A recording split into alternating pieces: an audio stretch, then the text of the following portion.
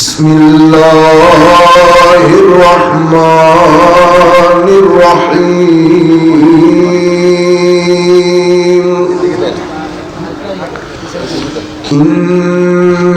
ইন্নাল্লাহা ওয়া মালাইকাতাহু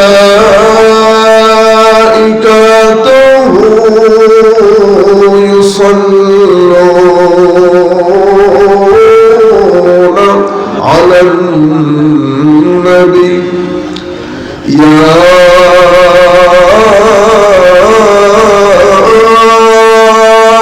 আইয়ুহাল্লাযীনা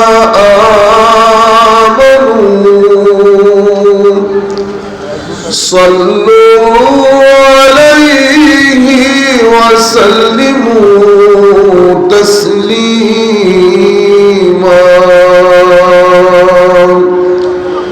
اللهم صل على سيدنا مولانا محمد وعلى آل سيدنا مولانا محمد। সম্মানিত উপস্থিতি, বিনয়ের সাথে অনুরোধ করে একটা আরজি করব আপনাদের কাছে। অনুরোধ যেটা করব সেটা হচ্ছে স্টেজে যেন কোনো আওয়াজ না হয়, আপনারাও যেন নাড়াচাড়া না করেন। আমার নবীর মাহফিল, নবী যেন খুশি হয় যে মাহফিলে আদব ছিল। বিশেষ করে স্টেজে উপবিষ্ট উলামায়ে কেরাম, ওনাদের সম্মুখে এমনি তো নাড়াচাড়া করলে বেয়াদবি হয়। তা আমরা উলামায়ে কেরামের সম্মুখে যিনি যেভাবে বসে আছেন ওভাবে বসে থাকবেন। কারো যদি ভালো না লাগে তবুও ভালো লাগতেছে মনে করে বসে থাকবে, কারণ আলটিমেটলি তো কে বলছে সেটা বড় কথা না, কি বলছে সেটা বড় কথা। কথা তো কোরআন হাদিস থেকেই হবে, আমাকে মাঝখান থেকে সরিয়ে দিলে ভালো লাগবে। দ্বিতীয় যে জিনিস, লাখ মানুষ আমাদের এই কথাগুলো শুনবেন অনলাইনের মাধ্যমে। হেন কোনো মানুষ নাই বর্তমানে যেই ব্যক্তি যার মধ্যে টেনশন নাই, দুঃখবোধ কাজ করে না, টেনশন কাজ করে না। চতুর্দিকের প্রেশার, সামাজিক, পারিবারিক, যখন অনেক বেশি প্রেশার অনুভব করবেন তো ঘুমের ওষুধ খেয়ে লাভ নাই। আসল ঘুমের ওষুধ বলি আপনাদের, খুব মনোযন্ত্রণায় যখন থাকবেন, যদি পারেন জমি জমা সবুজ যেখানে সেখানে বসবেন, অথবা ঘরে বসে চোখ বন্ধ করে অজু কালাম করে মনে করবেন আপনি আমার নবীর রওজা শরীফকে সামনে নিয়ে বসে আছেন। আপনি যদি মনের ভিতরে, মাইন্ডসেটের ভিতরে আমার নবীকে নিয়ে মদিনা শরীফের সেহেনে পাকের মধ্যে, উঠোনের মধ্যে বসে, যেখান থেকে আমার নবীর সবুজ গম্বুজ নজরে আসে, আপনি মনে করবেন ঠিক আপনি আমার নবীর সৌবতের মধ্যে বসেছেন। এটা এভাবে মাইন্ডসেটের মধ্যে এনে এটাকে বলে তাসাব্বুর। আপনি মনে মনে এটা আনা, তখন এই দরুদ শরীফ এভাবে পড়বেন। 5 মিনিটের মধ্যে দেখবেন রিল্যাক্স হয়ে গেছে, কোনো কিছু আর মনে নাই। যদি রিল্যাক্স না হন তাহলে আপনি আমার সাথে টেলিফোনে আলাপ করতে পারবেন, হুজুর এটা করছি, কই রিল্যাক্স তো হই নাই। রিল্যাক্স হবে না দুই ব্যক্তি, হয় খারেজিউ জেহেন, কি জেহেন, খারেজিউ জেহেন করছে কিন্তু আমার নবীর প্রতি টান নাই, নবীর প্রতি টান নাই, অথবা করেছেন আদব নাই। আদবও থাকতে হবে, টানও থাকতে হবে, তাহলে কাজ করবে। আসেন আমরা আমাদের এই বগুড়া মাদ্রাসা নিয়ে মনে করবেন নবীর দরবারে উপস্থিত হয়েছে। হায় হায় হায়, বিসমিল্লাহ। আল্লাহুম্মা সাল্লি আলা সাইয়্যিদিনা মাওলানা মুহাম্মদ ওয়া আলা আলি সাইয়্যিদিনা مولانا محمد يا رحمة للعالمين أنت شفيع المذنبين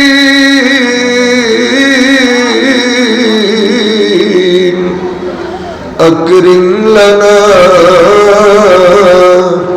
يوم الحزين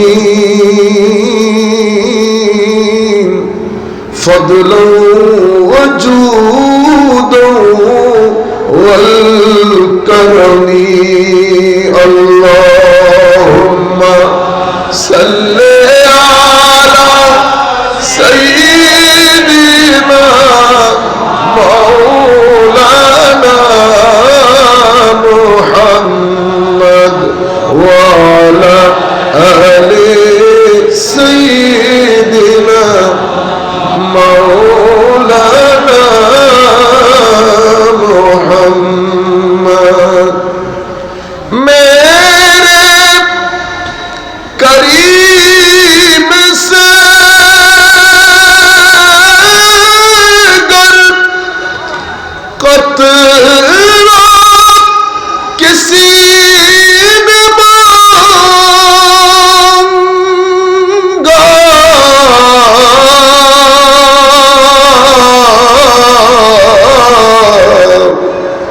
दरिया बहा दिए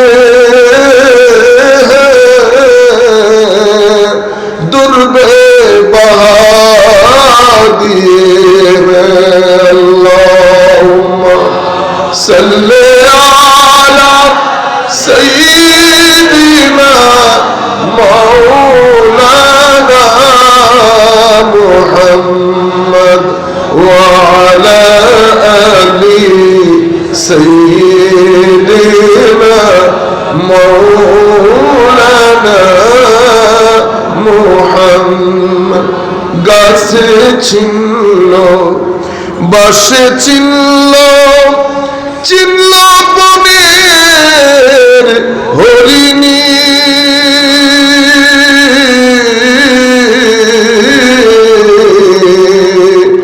মানব কুলে জন্ম লইয়া নবীজিরে চিনলানা আল্লাহুম্মা সাল্লি আলা সাইয়্যিদিনা মাওলানা মুহাম্মদ ওয়া আলা আলি সাইয়্যিদিনা মাওলানা মুহাম্মদ বিসমিল্লাহির রহমানির রহিম وقضينا إلى بني إسرائيل في الكتاب لتفسدن في الأرض مرتين ولتعلن علوا كبيرا فإذا جاء وعد أولاهما بعثنا عليكم عبادا لنا أولي بأس شديد فجاسوا خلال الديار وكان وعدا مفعولا ثم رددنا لكم الكرة عليهم وأمددناكم بأموال وبنين وجعلناكم أكثر نفيرا صدق الله مولانا العظيم وصدق رسوله النبي الحبيب الكريم ونحن على ذلك لمن الشاهدين والشاكرين رب صل وسلم وبارك عليه পরলোক গমনকৃত দেশবরেণ্য সুন্নি পীর মাশায়েখ প্রতিষ্ঠাতা দাতা অভিভাবক শুভাকাঙ্ক্ষী ও শিক্ষকগণের স্মরণে 2 দিন ব্যাপী 73তম বরুড়া সুন্নিয়া কামিল মাদ্রাসা প্রাঙ্গণে অনুষ্ঠিতব্য আজকের এই বার্ষিক মাহফিল 2024-এর দ্বিতীয় দিবসের সম্মানিত সভাপতি জনাব মোহাম্মদ বক্তার হোসেন বখতিয়ার সাহেব, যিনি বরুড়া পৌরসভার সম্মানিত মেয়র এবং বরুড়া সুন্নিয়া কামিল মাদ্রাসার সম্মানিত গভর্নিং বডির সম্মানিত সভাপতি, আজকের এই অনুষ্ঠানের সম্মানিত প্রধান অতিথি জনাব আবু জাফর মোহাম্মদ শফিউদ্দিন শামীম সাহেব এমপি, যিনি অত্র কুমিল্লা ৮ নং কুমিল্লা বরুড়ার সম্মানিত মাননীয় সংসদ সদস্য, আজকের এই অনুষ্ঠানে আমাদের স্টেজে উপবিষ্ট অত্র প্রতিষ্ঠানের সম্মানিত অধ্যক্ষ, আমাদের অত্যন্ত শ্রদ্ধার মহোদয় এবং আমাদের সম্মানিত উপাধ্যক্ষ মহোদয়, সম্মানিত উলামায়ে কেরাম, বিশেষ করে আজকের এই দিবসে মুফতি কাজী মোহাম্মদ গোলাম মহিউদ্দিন লতিফি সাহেব, যিনি অলিতলা লতিফিয়া দরবার শরীফের সম্মানিত পীর সাহেব, আমার পূর্বে যিনি আলোচনা করেছেন, বিশিষ্ট ইসলামী চিন্তাবিদ আহলে সুন্নাত ওয়াল জামাত বাংলাদেশের সম্মানিত নির্বাহী মহাসচিব আনম মাসুদ হুসাইন আল কাদরি সাহেব, এবং আজকের এই অনুষ্ঠানের আজকের দিবসের সম্মানিত আলোচক হুজুর আল্লামা মাওলানা মোহাম্মদ হুসাইন আহমদ সাহেব, যিনি ছাগলনাইয়া কামিল মাদ্রাসা ফেনীর সম্মানিত অধ্যক্ষ, স্টেজে উপবিষ্ট সম্মানিত উলামায়ে কেরাম, সম্মানিত সুধীজন, সম্মানিত শ্রোতা মণ্ডলী, অনলাইনের মাধ্যমে যারা যেখান থেকে আমাদেরকে দেখছেন, আমাদের আলোচনা শুনছেন অথবা আমাদেরকে পরবর্তীতে শুনবেন, আমরা সকলের প্রতি সশ্রদ্ধ সালাম রেখে আমাদের আজকের আলোচনা শুরু করছি। আসসালামু আলাইকুম ওয়া রাহমাতুল্লাহি তাআলা ওয়া বারাকাতুহু। সময় অত্যন্ত সংক্ষিপ্ত, আমার বিষয়টা একটু লম্বও ছিল। আমি প্রথমে আপনাদের কাছে অ্যাপোলজি করছি, আমাদের আজকের যে বিষয় ছিল সেটা না বলে আমি গত এক সপ্তাহ আগে আমরা সিলেটের একটা মাহফিলে হযরতে ইমাম মাহদী আলাইহিস সালামের আগমন, কারণ এটা নিয়ে রীতিমতো ব্যবসা শুরু হয়ে গেছে। তো আমাদের আর এটা বলার আরেকটা কারণ, বাংলাদেশে আমি জানি না ঠিক কোন সনে হয়েছে, তবে আমার মনে হচ্ছে ইদানিং কালের কোনো তফসিরুল কোরআন মাহফিল, সেই তফসিরুল কোরআন মাহফিলে একজন স্বনামধন্য বাংলাদেশের বক্তা, উনি যদি জেনে কাজ করে থাকেন, আমি আল্লাহর দরবারে দোয়া করি আল্লাহ ওনাকে ক্ষমা করে দিক। আর যদি না জেনে করে থাকে তাহলে তো মাজুর, আল্লাহ এমনিতে ক্ষমা করে দিবেন। এটা কোনো ব্যবসার জিনিস না। উনি তো মনে হয় মাহাদিকে নাজিল করাই ফেলছে রীতিমতো, বুঝতে পেরেছেন? মাহাদি ওনার চোখের সামনে বড় হচ্ছে। সামগ্রিক দিক বিবেচনা করে আমরা এই বিষয়ে সিলেটে প্রথম পর্ব আলোচনা করেছিলাম, দ্বিতীয় পর্ব সিলেটের দ্বিতীয় তৃতীয় মাহফিলে আলোচনা করার কথা, কিন্তু মাহফিলের যেই মাহৌল, সেই মাহৌলের মধ্যে আমি সাহস করি নাই এই বিষয়টা বলার। কিন্তু আজকেও অনেক জায়গা থেকে মেসেজ দিয়েছেন, হুজুর দ্বিতীয় পর্ব আসতেছে না। তো আমিও চেয়েছিলাম কালকে দ্বিতীয় পর্বটা আলোচনা করব, এটার জন্য তো প্রিপারেশন লাগে। কিন্তু কালকেও মাহফিলে গিয়ে দেখি আর 8-9 ঘন্টা সফর করে গেছি, শক্তিও নাই, মাহফিলের মাহৌলও সুন্দর ছিল না, বিদায় এটা আর করি নাই। আজকেও ঠিক একই জায়গা, 8-9 ঘন্টা হয়ে গেছে আমরা এখানে পৌঁছাইতে। তবু আল্লাহ পাকের দয়া অনুগ্রহ নিয়ে, আমার নবীর নেক নজর নিয়ে, উলামায়ে কেরামের সোহবত যেহেতু এখানে একটা তাসির আছে, সেই হেতু আমি এটা বলবো এবং আমার বক্তব্যের শেষের দিকে গিয়ে আমরা আমাদের ছাত্রদের জন্য কিছু কথা বলার চেষ্টা করব মাওলাই করিমের তৌফিক অনুযায়ী। সম্মানিত উপস্থিতি, প্রথম পর্বে আমি যেই কথাগুলো বলেছি এখন সেই কথাগুলো আর রিপিট করব না, সেগুলো রিপিট করতে গেলে আমার সময় নষ্ট হবে। শুধু সংক্ষিপ্ত আকারে আপনাদেরকে বলি, আমরা পবিত্র কোরআনে ওয়ামান আযলামু মিম্মান মানাআ মাসাজিদাল্লাহি আন ইউযকারা ফিহা ওয়া সাআ ফি খারাবিহা আন ইউযকারা ফিহা ইসমুল্লাহি ওয়া সাআ ফি খারাবিহা, এই আয়াতের আলোকে আমরা প্রথম পর্বে কয়েকটা জিনিস আলোকপাত করেছি। একটা হচ্ছে পুরো পৃথিবীর মধ্যে, বিশেষ করে এশিয়া মহাদেশে, বাংলাদেশ, ইন্ডিয়া, পাকিস্তান, শ্রীলঙ্কা, পৃথিবীর এই অঞ্চলে ইমাম মাহাদিকে নিয়ে একটা গেম খেলা হয়। কারণ আমরা সব কিছুকে রাজনীতিকরণ করার চেষ্টা করি। তাফসীরুল কোরআনকেও আমরা রাজনীতিকরণ করে ফেলেছি। ঢাল ধরে থাকি কোরআন শরীফের যে তাফসীর হচ্ছে, কিন্তু পিছন থেকে করি রাজনীতি, পিছন থেকে করি রাজনীতি। রাজনীতি বলতে আমার নিজস্ব যে আদর্শ, আইডিওলজি, সেটা আমরা প্রচার করতে চাই, কিন্তু ঢাল হিসেবে ধরে রাখি কোরআনে পাক, এবং কোরআনের ওই মাহফিলের নাম দেয় তাফসীরুল কোরআন মাহফিল। কিন্তু আমাদের 2-2.5 ঘন্টার তাফসীরের মধ্যে কোনো মুফাসসির চোখে পড়ে না। নির্দিষ্ট কিছু মুফাসসির বাদে, নির্দিষ্ট মানে আমার স্কুলের সাথে সম্পৃক্ত নির্দিষ্ট মুফাসসির বাদে পৃথিবীর এত জগৎ বরেণ্য মুফাসসির, তাবারি থেকে শুরু করে ইবনে কাসির, কাশশাফ, রাজি, বাগবী, সাদি, মাজহারি, ইমাম তাফসীরে রুহুল বায়ান, রুহুল মাআনি, এতগুলো মুফাসসির, কোন তাফসীর আমাদের নজরে আসে না। কেন? কারণ ওগুলা বলতে গেলে আমি যেটা বুঝাইতে চাইতেছি সেটা বুঝাইতে পারবো না। এরপরে আপনি যখন মাহফিল বন্ধ করে দেন, তখন আমরা মানুষকে বুঝাই তাফসীরুল কোরআন মাহফিলকে বন্ধ করে দেওয়া হয়েছে। এই কাজ কারা করে? এই কাজ কাফেররা করে। এটা খারেজিদের কথা। এটা কাদের কথা? মানে ব্যক্তি যখন খারেজিয়ুজ জেহেন হয়, তখন তার বিরুদ্ধে গেলেই কুফরের ফতোয়া থেকে বেরই হইতে পারে না, কুফরের ফতোয়া থেকে বের হতে পারে না। আমরা এই বিষয়টা 2-3 দিনের মধ্যে ইনশাআল্লাহ আলাপ করব। তাফসীরুল কোরআন মাহফিলের সে কাল এই কাল। তো তাফসীরুল কোরআন মাহফিল সহ শুরু করে বাংলাদেশের মধ্যে সবকিছুকে রাজনীতিকরণ করে করে ইমাম মাহাদিকেও রাজনীতিকরণ করেছে। মানুষের কাছে ধারণা ক্লিয়ার না, মানুষ মনে করে ইমাম মাহাদি এটা সুমন্তার। কি জিনিস?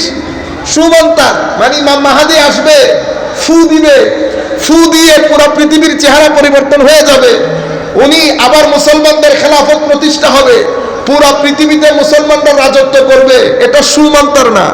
এটা কি না? এটা সুমন্তার না। এটার একটা লিগ্যাল রেশনাল সিকোয়েন্স থাকবে, এটার একটা প্রসেসিং থাকবে। পৃথিবীর সামগ্রিক পরিস্থিতির পটও পরিবর্তন হবে, পৃথিবীর রাজনৈতিক পরিস্থিতির পটও পরিবর্তন হবে, সামাজিক পরিস্থিতির পটও পরিবর্তন হবে।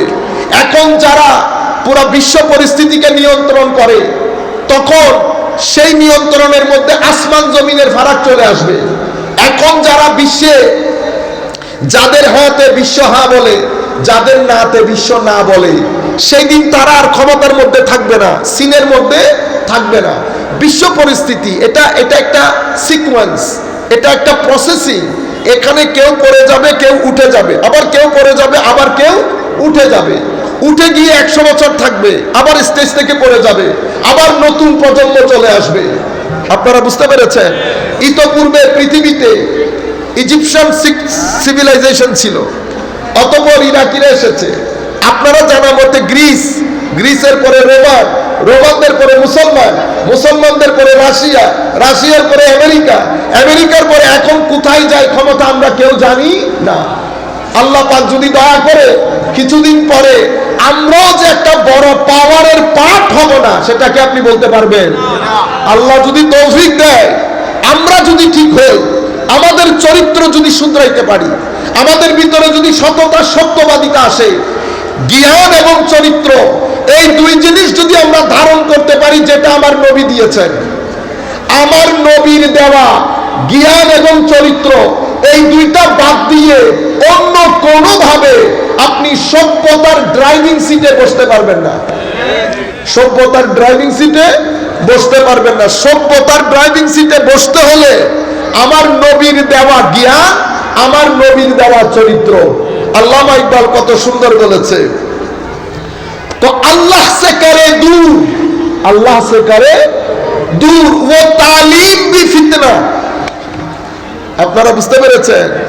তালিম হি কিয়া, নারায়ে তাকবীর ভি ফিতনা। বলা হচ্ছে আল্লাহ থেকে যদি দূরে করে আপনাকে কোন শিক্ষা, যদি আপনাকে আল্লাহ থেকে দূরে নিয়ে যায়, তো এই শিক্ষা ব্যবস্থা ফিতনা। শিক্ষা ব্যবস্থার কথা কি বলবো? যদি নারায়ে তাকবীর দিয়ে রিসালাতের শানে বেয়াদবি করা হয়, তো নারায়ে তাকবীরও ফিতনা। নারায়ে তাকবীরও। আল্লামা ইকবাল বলছে আল্লাহ সে করে দূর, তো তালিম ভি ফিতনা, তো তালিম হি কিয়া, নারায়ে তাকবীর ভি ফিতনা। উনি তারপরে বলছেন কোন মুসলমানদের অবস্থা বড় আজীব।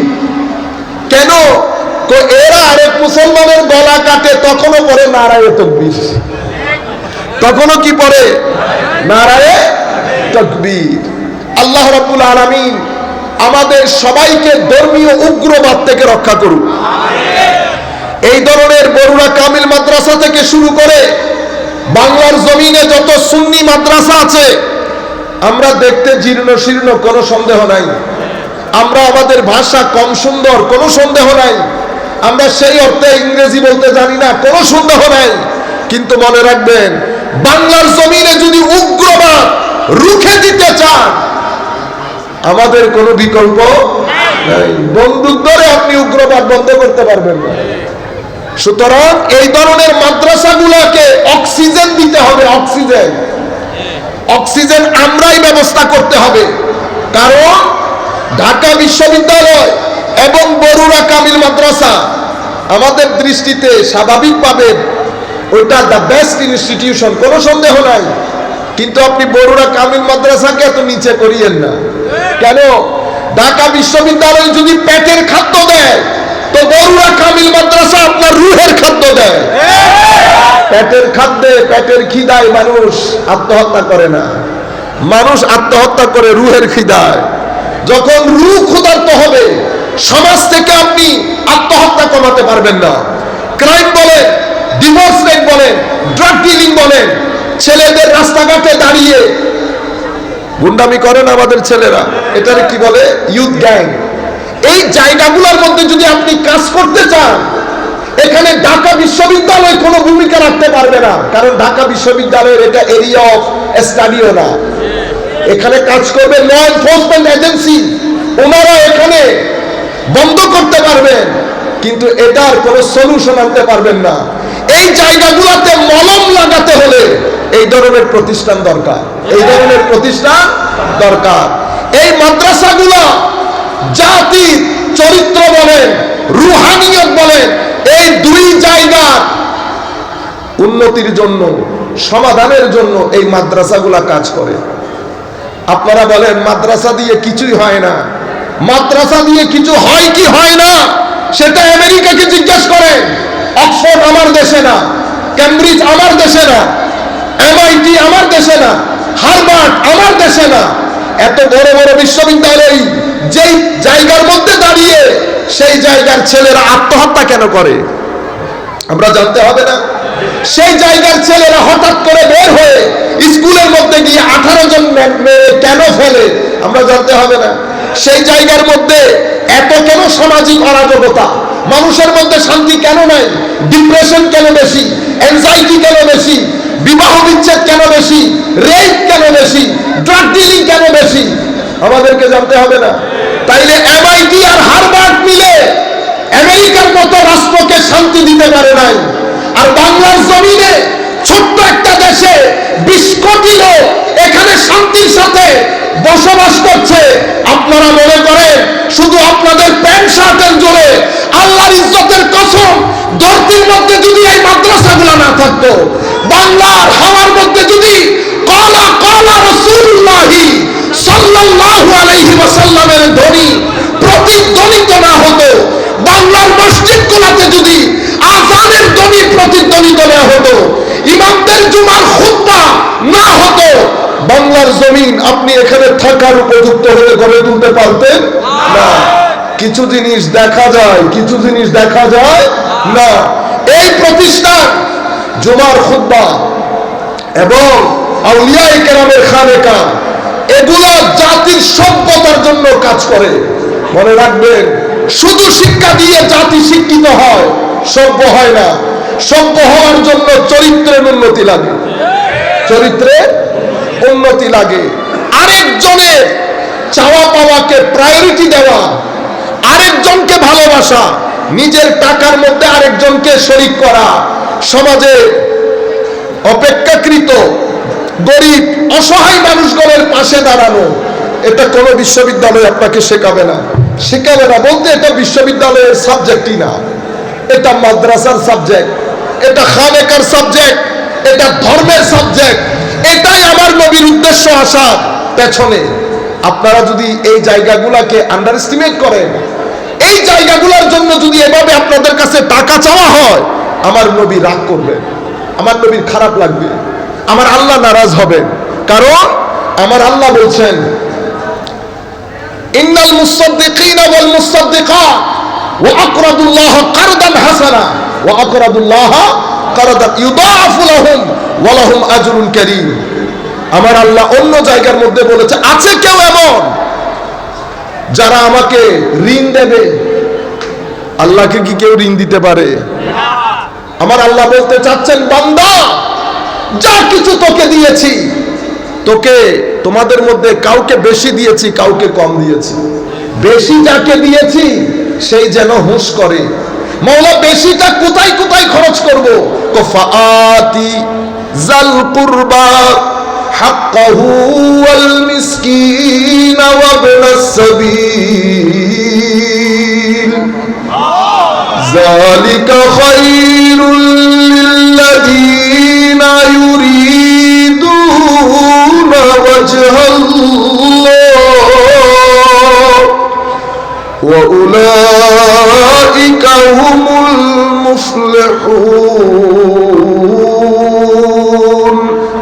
বলছেন, বান্দা তোমাদের মধ্যে সবার অর্থনৈতিক অবস্থা আমি সমান করি নাই। আওয়ালাম ইয়ারাউ আন্নাল্লাহ ইয়াবসুতুর রিজকা লিমান ইয়াশাউ ওয়া ইয়াকদির ইন্না ফি যালিকা লাআয়াতিন লিকাউমিন ইউমিনুন। আমার আল্লাহ বলছেন, বান্দা দুনিয়াতে তোমাদের সবার অর্থনৈতিক অবস্থা আমি এক করি নাই, কাউকে বেশি কাউকে কম। যার কাছে বেশি আছে এটা তোমার না, এটা আরেকজনের হক। আমি এখন কি করব যদি মওলা আমি বুঝি আমার মধ্যে বেশি আছে? পরের আয়াতে বলছেন, ফাআতি যাল কুরবা হাক্কাহু। সুতরাং তুমি যদি আমার রেজামন্দি চাও, তুমি যদি আমাকে খুশি করতে চাও, কিছু কথা কানে শুনলে এক ধরনের, এই কথাগুলো তো মনে শোনার জিনিস। আমি হয়তো আপনাদেরকে সেভাবে শোনাইতে পারতেছি না, বুঝাইতে পারতেছি না। আমার আল্লাহ বলছেন, তুমি যদি আমাকে খুশি করতে চাও তো কি করতে হবে? তোমার পাড়া প্রতিবেশী গরিব যারা আছে তাদের হক তাদেরকে দিয়ে দাও। যালিকা খায়রুল লিল্লাযীনা ইউরিদুনা ওয়াজহাল্লাহ। এটা যারা আল্লাহ সন্তুষ্টি চায় তাদের জন্য অনেক উত্তম, এবং এরাই শেষ পর্যন্ত সফল হবে। সুতরাং সফলতা দুই ধরনের। একটা দুনিয়ার সফলতা। দুনিয়ার সফলতা কি? দুনিয়ার সফলতা হচ্ছে টাকা, ভালো চাকরি, একটা সুন্দর ঘর এবং বাড়ি। কিন্তু এগুলো হওয়ার পরে আপনি আবার আরেক সফলতার পিছনে দৌড়াবেন। আসলে দুনিয়ার সফলতা কোনো নির্দিষ্ট কোনো সংজ্ঞা নাই। আসল সফলতা কোনটা? তো আসল সফলতা হচ্ছে ব্যক্তি যখন আল্লাহর সন্তুষ্টি লাভ করে। মওলা ব্যক্তি আল্লাহর সন্তুষ্টি লাভ করে, ব্যক্তি কেমনে বুঝবে? হায় হায়, ব্যক্তি বুঝবে কেমনে? ব্যক্তি আল্লাহর স্মরণ আসলে যদি ব্যক্তির চোখ ভিজে যায়, ব্যক্তি যখন তিলাওয়াতে কোরআন, নামাজ, মানুষকে দেওয়া, গরিব মিসকিন এগুলোর প্রতি টান অনুভব করবে, তো বুঝতে হবে ব্যক্তির অন্তরে আল্লাহর মহব্বত চলে এসেছে। যেই ব্যক্তির অন্তরে আল্লাহর মহব্বত আসে সেই ব্যক্তি কখনো হিংসুটে হয় না। সেই ব্যক্তি কখনো, আমাদের এখানে টাইট হ্যান্ডেড মানুষ আছে না, 2 টাকা হাত দিয়ে পড়ে না, বাংলাতে কি বলে? আমরা কিপটা বলি। কি বলি? কিপটা, বখিল। ধরনের মানুষ কখনো বখিল হয় না। যাই হোক, আমরা অন্য রাস্তা দিয়ে চলে গেছি। আমি আপনাদেরকে বোঝাতে যেটা চাচ্ছিলাম, আমরা পবিত্র কোরআনের আয়াত দিয়ে আপনাদেরকে বোঝাতে চেয়েছিলাম যে ইমাম মাহাদি এটা সুমন্তর না, বিশ্ব পরিস্থিতির মধ্যে পরিবর্তন হবে। এটা কেউ বলতে পারবে না যে বাংলাদেশ আগামী 10-20 বছর পরে বিশ্ব রাজনীতির ক্ষেত্রে বাংলাদেশের যে একটা বড় ফ্যাক্টর হবে না, সেটাকে আমরা বলতে পারবো? আমরা যদি সবাই মিলে একসাথে কাজ করি, আল্লাহ পাকের মেহেরবানিতে যে মেধা আল্লাহ আমাদেরকে দান করেছে, আমরা ইচ্ছে করলে অনেক কিছু করতে পারি। সেই পরিমাণ শক্তি আল্লাহ আমাদেরকে দান করেছেন। কিন্তু হিংসা, অহংকার, নষ্টামি, অশ্লীলতা, মিথ্যা, প্রতারণা, এই তাবৎ জিনিসগুলো আমাদের চরিত্রকে খুইয়ে খুইয়ে খাচ্ছে। যতটুকু আমরা যেতে পারতাম ততটুকু আমরা যেতে পারছি না। সুতরাং আপনারা যদি এই জায়গার মধ্যে নজর দেন, আপনারা ঘুরে দাঁড়াতে পারবেন। তো আমি আপনাদেরকে বলছি, হঠাৎ করে মাহাদি আসবে না। মাহাদির সময়কালে পুরো বিশ্ব পরিস্থিতির মধ্যে এক অদ্ভুত পরিবর্তন আসবে। আজকের যারা বিশ্বমরণ, তারা সেদিন বিশ্বমরণ থাকবে না। এটা একটা সিকোয়েন্সের মধ্য দিয়ে যাবে। পাওয়ার ঘুরতে ঘুরতে হয়তো ইউরোপের হাতে চলে যাবে, অথবা ডিভাইডেড হয়ে যাবে। কিছু পাওয়ার মিডল ইস্টে আসবে, কিছু ইউরোপে যাবে।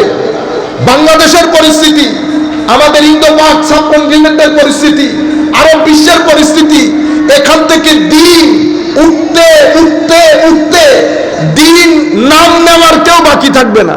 আপনি ইমাম মাহাদিকে নিয়ে আসতেছেন আজকে, কালকে, পরশু। আপনারা বলেন না হিন্দের গজওয়ায়ে হিন্দ, ওই ব্যক্তির জবানে মানুষকে কিভাবে উগ্রতার দিকে ধাবিয়ে দিচ্ছে দেখেন। গজওয়ায়ে হিন্দ হবে, আমরা যুদ্ধে লিপ্ত হব। ওরে বাপ রে বাপ, কি যুদ্ধে লিপ্ত হবে? বেটা পাশের বাড়ি গরিব মানুষকে 50 টাকা দাও না, যুদ্ধে লিপ্ত হবে। ও যে হাদিসের মধ্যে আমার নবী হিন্দের যুদ্ধের কথা বলেছে, একই হাদিসের মধ্যে সিন্ধের যুদ্ধের কথা বলেছে।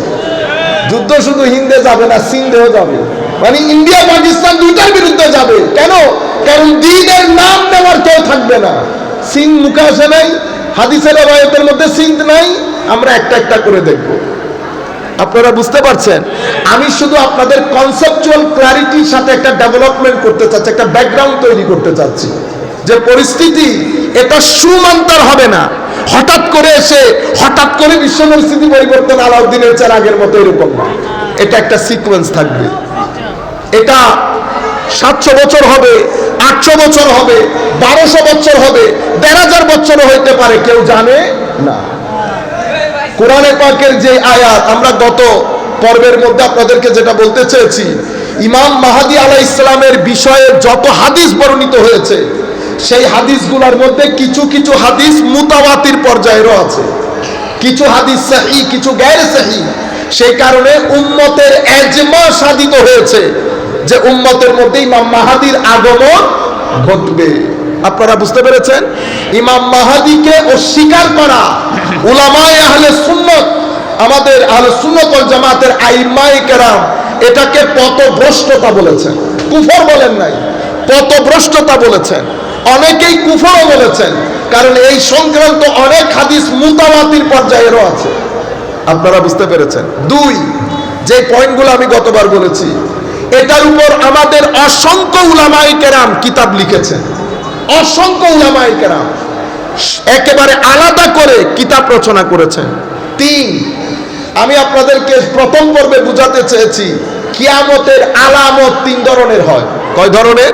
মানে 3 স্টেজে আসবে, ডেভেলপ করবে কিয়ামতের আলামত, সুমান্তার না। প্রথম, কিয়ামত একেবারে সন্নিকট। এটা কিভাবে বুঝবো? আমার নবী দুনিয়া থেকে চলে যাওয়া এবং রুয়ে জমিন থেকে সাহাবায়ে কেরাম একে একে চলে যাওয়া, সাহাবায়ে কেরাম জমিনে না থাকা, এটা কিয়ামতের অন্যতম আলামত। 2, এগুলাকে বলে আলামাতে সুগরা, ছোট ছোট নিদর্শন, যেটার ভিতর দিয়ে আমরা অতিবাহিত করছি, আমরা আমাদের জীবন যাপন করছি, এগুলাকে বলে আলামাতে সুগরা। যেমন সময়ের বরকত কমে যাওয়া, তাকারুবে জামান, সময়ের বরকত কমে যাওয়া, সমাজের মধ্যে ফিতনা ফাসাদ বেড়ে যাওয়া, সমাজের মধ্যে হত্যাযজ্ঞ বেড়ে যাওয়া, আর্থকুইক তথা ভূমিকম্প বেড়ে যাওয়া, জ্ঞান উঠে যাওয়া। কি উঠে যাওয়া? জ্ঞান। আমার নবী হাদিসে পাকের মধ্যে বলেছেন, আয় হায়, তো বক্তার কোনো অভাব হবে না, কোরআন বলনে ওয়ালার অভাব হবে না, কোরআন সমঝনে ওয়ালা একেবারে জমিন থেকে উঠে যাবে। আমার নবী ইরশাদ করেছেন, 3টা জিনিস তো পৃথিবী থেকে একেবারে নাই হয়ে যাবে। হালাল ইনকাম একেবারে নাই হয়ে যাবে। আল্লাহর জন্য কাউকে মহব্বত করা, ইখলাস তথা একনিষ্ঠতা জমিন থেকে উঠে যাবে। তৃতীয় যে জিনিসের কথা বলেছে, এটা অনেক অ্যালার্মিং, এটা আমাদের সিনা একেবারে হয় না বিদীর্ণ করে দেওয়া। ইলমে নাফে, উপকারী জ্ঞান জমিন থেকে উঠে যাবে। কিভাবে উঠাবে? বুখারী শরীফের রওয়ায়াতের মধ্যে আমার নবী বলছেন, ইন্নাল্লাহ লা ইয়াকবিদুল ইলমা ইনতিজাআন ইয়ানতাজিউহু মিনান নাস বাল ইয়াকবিদুল ইলমা বিকবদিল উলামা। আমার আল্লাহ বড় বড় আলেমে রব্বানীদেরকে ইন্তেকাল দিয়ে জমিন থেকে ইলমে নাফে উঠিয়ে ফেলবেন। কিতাবের জায়গায়, মাদ্রাসার জায়গায়, টিভি চ্যানেলের জায়গায়, বক্তার জায়গায়, তাফসীরুল কোরআনের জায়গায়। কিন্তু আমার নবী বলছেন ইলমে নাফে তথা ইলম উঠে যাবে। ইলমে নাফে কাকে বলে? তো ইলমে নাফে এমন জ্ঞান, যেই জ্ঞান ব্যক্তির সিনার ভিতরে আল্লাহর খৌফ ও খশিয়তকে জাগরিত করে, যেই জ্ঞান মানুষকে পরকালমুখী করে, যেই জ্ঞান মানুষের সিনার ভিতর থেকে লোভ লালসা দূর করে দেয়, যেই জ্ঞান মানুষের সিনার ভিতরে আল্লাহ রাব্বুল আলামিনের নৈকট্যের নূর দান করে। উপকারী জ্ঞান কাকে বলে? উপকারী জ্ঞান এমন জ্ঞান, যেই জ্ঞানের মাধ্যমে আপনি যখন আলোচনা করবেন ব্যক্তি, পরিবারের, সমাজের চরিত্র পরিবর্তন হয়ে যাবে। মনে রাখবেন, জ্ঞান দুই ধরনের হয়। একটা জ্ঞানের মাধ্যমে আপনি একটা জিনিস জানতে পারবেন, কিন্তু আপনার ভিতর জগতে ধাক্কা লাগবে না, চরিত্র পরিবর্তন হবে না। আরেকটা জ্ঞান এমন আছে যেটার মাধ্যমে আপনি জানতেও পারবেন, আপনার ভিতরের জগতের মধ্যে তরঙ্গ তৈরি হবে, আপনার চোখ ভিজে যেতে চাইবে, আপনার মাথা আল্লাহর দরবারে সিজদা দিতে চাইবে, আপনার ভিতরের জগতের মধ্যে ইশক, মুহাব্বত, মাওয়াদ্দাতের একটা ঢেউ আসবে। বুঝতে হবে এটা ইলমে নাফে, এটা ইলমে নাফে। এভাবে অসংখ্য নিদর্শন আমার নবী ইরশাদ করে গেছেন। আরো কি বলেছে জানেন? আমার নবী ইরশাদ করেছেন বক্তা বের হবে, বক্তা, দাঈ ইলাল্লাহ। মুসলিম শরীফের রওয়ায়াত আমার নবী বলছেন দাঈ ইলাল্লাহ সাতাকুনু দুআত ইলা আবওয়াবে জাহান্নাম। দাঈ কোরআন হাদিস থেকে কত সুন্দর সুন্দর করে কথা বলে না, কিন্তু আমার নবী বলছে বলবে কোরআন হাদিস থেকে, ডাকবে জাহান্নামের দিকে। এগুলা যখন পড়ি তখন এক ধরনের একটা ভয় চলে আসে। দুআত ইলা আবওয়াবে জাহান্নাম। আমার নবী ইরশাদ করছেন, হযরত হুযায়ফা লম্বা হাদিস অনেকবার বলেছে, আমি এজন্য আর চাচ্ছি না এগুলা বলতে। আমার নবী সাল্লাল্লাহু আলাইহি ওয়াসাল্লামকে ইরশাদ করছেন, ইয়া রাসূলুল্লাহ, আমাদের জন্য আপনার গাইডলাইন কি হবে? আমার নবী সাল্লাল্লাহু আলাইহি ওয়াসাল্লাম ইরশাদ করেছেন, সব সময় উম্মতের খলিফা উম্মতের মেইন স্ট্রিমকে আঁকড়িয়ে ধরবে, কখনো মেইন স্ট্রিম থেকে, জামাত থেকে কখনো নিজেকে বিচ্ছিন্ন করবে না। তুমি যদি জামাত থেকে বিচ্ছিন্ন করো তো নিজে তুমি জাহান্নামে নিক্ষেপ করে দেওয়ার রূপান্তর হবে। আপনারা বুঝতে পেরেছেন? এভাবে আমার নবী ইরশাদ করেছেন পুরো পৃথিবী থেকে দ্বীন যেতে যেতে নিজেকে রক্ষা করার জন্য ঈমান দ্বীন জায়গায় থেকে যাবে, ঈমান পুরো পৃথিবী থেকে পলায়ন করে মদিনা শরীফ চলে যাবে। ইন্নাল ঈমান লা ইয়ারিজু ইলাল মাদিনা কামা তারিজুল হাইয়াতু ইলা জুহরিহা। এই আন্দাজ হয়ে যাবে, ঈমান মদিনা শরীফ চলে যাবে, কারণ ঈমানের জায়গা মদিনা শরীফ, ঈমানের জায়গা। তো যেই ব্যক্তি মদিনা শরীফ যেতে চাইবে না, বুঝতে হবে সেই ব্যক্তির মধ্যে ঈমান নাই, ঈমান নাই। কারণ আমার নবীর মুহাব্বত বাদে ঈমানের কোনো জায়গাও নাই। ইশকে রাসূল, আদবে রাসূল, হক্কে মুস্তাফা ছাড়া ঈমানের কোনো অস্তিত্ব নাই। সম্মানিত উপস্থিতি, এই কিছু ছোট ছোট আলামত বর্ণনা করেছে। এরপরে আমার নবী সাল্লাল্লাহু আলাইহি ওয়াসাল্লাম ইরশাদ করেছেন কিয়ামতের তৃতীয় পর্বের আলামত, এগুলাকে বলে আলামাতে কুবরা। আলামাতে কুবরা,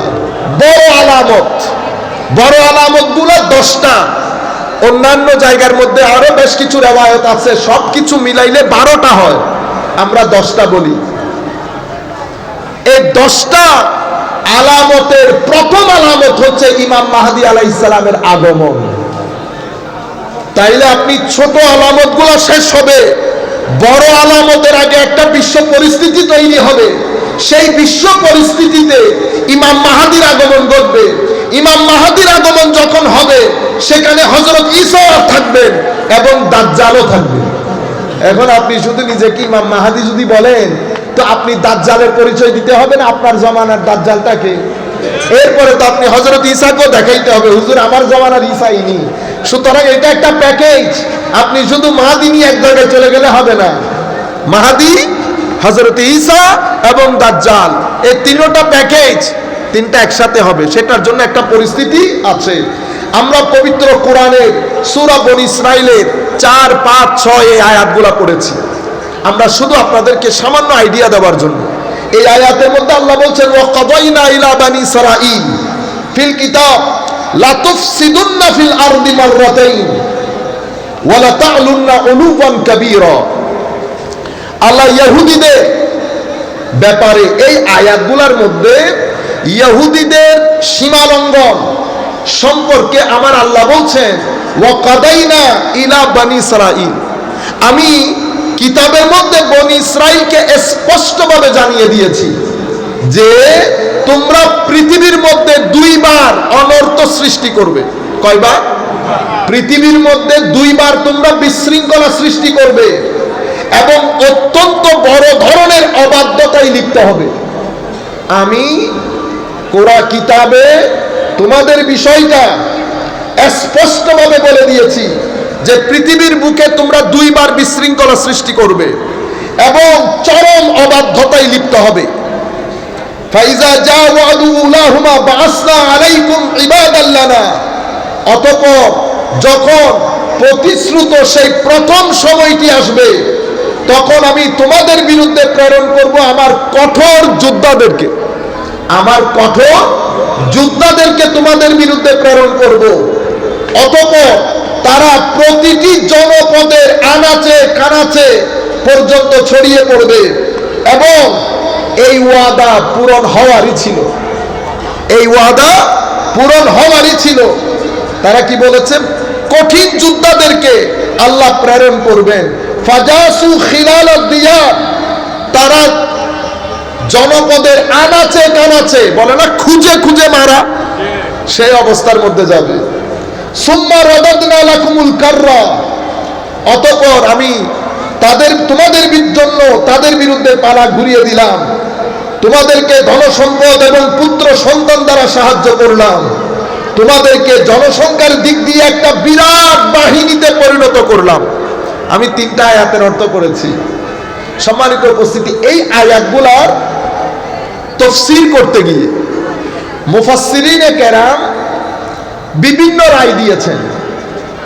সিম্পলি আমি এটাকে দুই ভাগে ভাগ করি।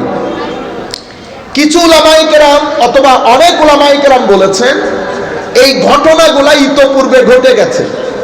ইতোপূর্বে যেগুলা ঘটে গেছে সেগুলার বর্ণনা আল্লাহ দিয়েছেন। কিন্তু আবার অনেক মুফাসসিরিনে কেরাম, ইমাম তাবারিও এনেছে এই বর্ণনা, বলেছে না এখানে এই আয়াতগুলোর মধ্যে ভবিষ্যতের একটা প্রেডিকশন আছে, ভবিষ্যতের একটা ইশারা আছে। আল্লাহ ইহুদিদেরকে বলতে চাচ্ছেন কিছুদিনের মধ্যে যোদ্ধারা আসবে। যোদ্ধারা আসবে কার নেতৃত্বে? ইমাম তাবারি আমার নবী সাল্লাল্লাহু আলাইহি ওয়াসাল্লামের একটা হাদিস এখানে নকল করেছে। হাযা মান সানআতে হুলিয়্যিম বাইতুল মুকাদ্দাস ওয়া ইয়ারুদ্দুহুল মাহদিয়্যু। রাসূল করিম সাল্লাল্লাহু আলাইহি ওয়াসাল্লামের একটা লম্বা হাদিস হযরত হুযায়ফা ইবনুল ইয়ামান থেকে ইমাম তাবারি বিস্তারিত বর্ণনা করেছেন। ইমাম কুরতুবীও ওনার তাফসীরের কিতাবের মধ্যে এনেছেন অনেক লম্বা হাদিস। পুরো হিস্ট্রি বলেছেন ইহুদিরা কখন কখন সীমা লঙ্ঘন করেছে, কোন কোন রাজা দিয়ে আল্লাহ তাদেরকে ধোলাই করেছেন, সব কিছুর বর্ণনা ওই হাদিসের মধ্যে এসেছে। শেষ ধুলাইটা খাবে হযরতে ইমাম মাহদীর হাতে, ইমাম মাহদীর হাতে। এখন পবিত্র কোরআনের মধ্যে হযরতে ইমাম মাহদীর আগমন, উনি জন্মগ্রহণ করবেন। ইতোপূর্বে আমরা ডিসকাস করেছি মদিনা শরীফে জন্মগ্রহণ করবেন এবং ওনার বাবার নাম আব্দুল্লাহ হবে, আব্দুল্লাহ হবে। আমরা সেই বিষয়ে আর যাচ্ছি না। উনি কি করবেন? ওনার সাথে হযরতে ঈসা আলাইহিস সালামের সাথে সাক্ষাৎ হবে বাইতুল মুকাদ্দাসে ফজরের নামাজের সময়। কিসের সময়? ফজরের নামাজের সময়। উনি হযরতে ইমাম মাহদী আলাইহিস সালাম, উনি যখন পুরা ওই এলাকার মধ্যে খেলাফত যখন প্রতিষ্ঠিত হয়ে যাবে, যখন ওনার উত্থান হবে, উনি যখন বায়াত গ্রহণ করা শুরু করবেন, কাবা শরীফে হজ্জের মৌসুমে, ওই বছরের হজ্জের মৌসুমে মাকাম ইব্রাহিম এবং হাজরে আসওয়াদের মাঝখানে উনি বায়াতের কর্মকাণ্ড সূচনা করবেন। সেই সময় সেই হজের মৌসুমে মিনার একটা জায়গায়, একটা গ্রামে গৃহযুদ্ধ লেগে যাবে। সেই গৃহযুদ্ধ থেকে বাঁচার জন্য সবাই ইমাম মাহদী আলাইহিস ইসলামের কাছে আশ্রয় গ্রহণ করতে চাইবে। এবং ইমাম মাহদী আলাইহিস সালাম তখন দিমাশক থেকে কিছু সৈন্যবাহিনী বের হবে, তারা ওখানে হত্যাযজ্ঞ করবে। হত্যাযজ্ঞ করতে করতে তারা শুনবে ইমাম মাহদীর কথা, তারা ওই জায়গা থেকে সৈন্য পাঠাবে ইমাম মাহদীকে হত্যা করার জন্য মদিনা শরীফে।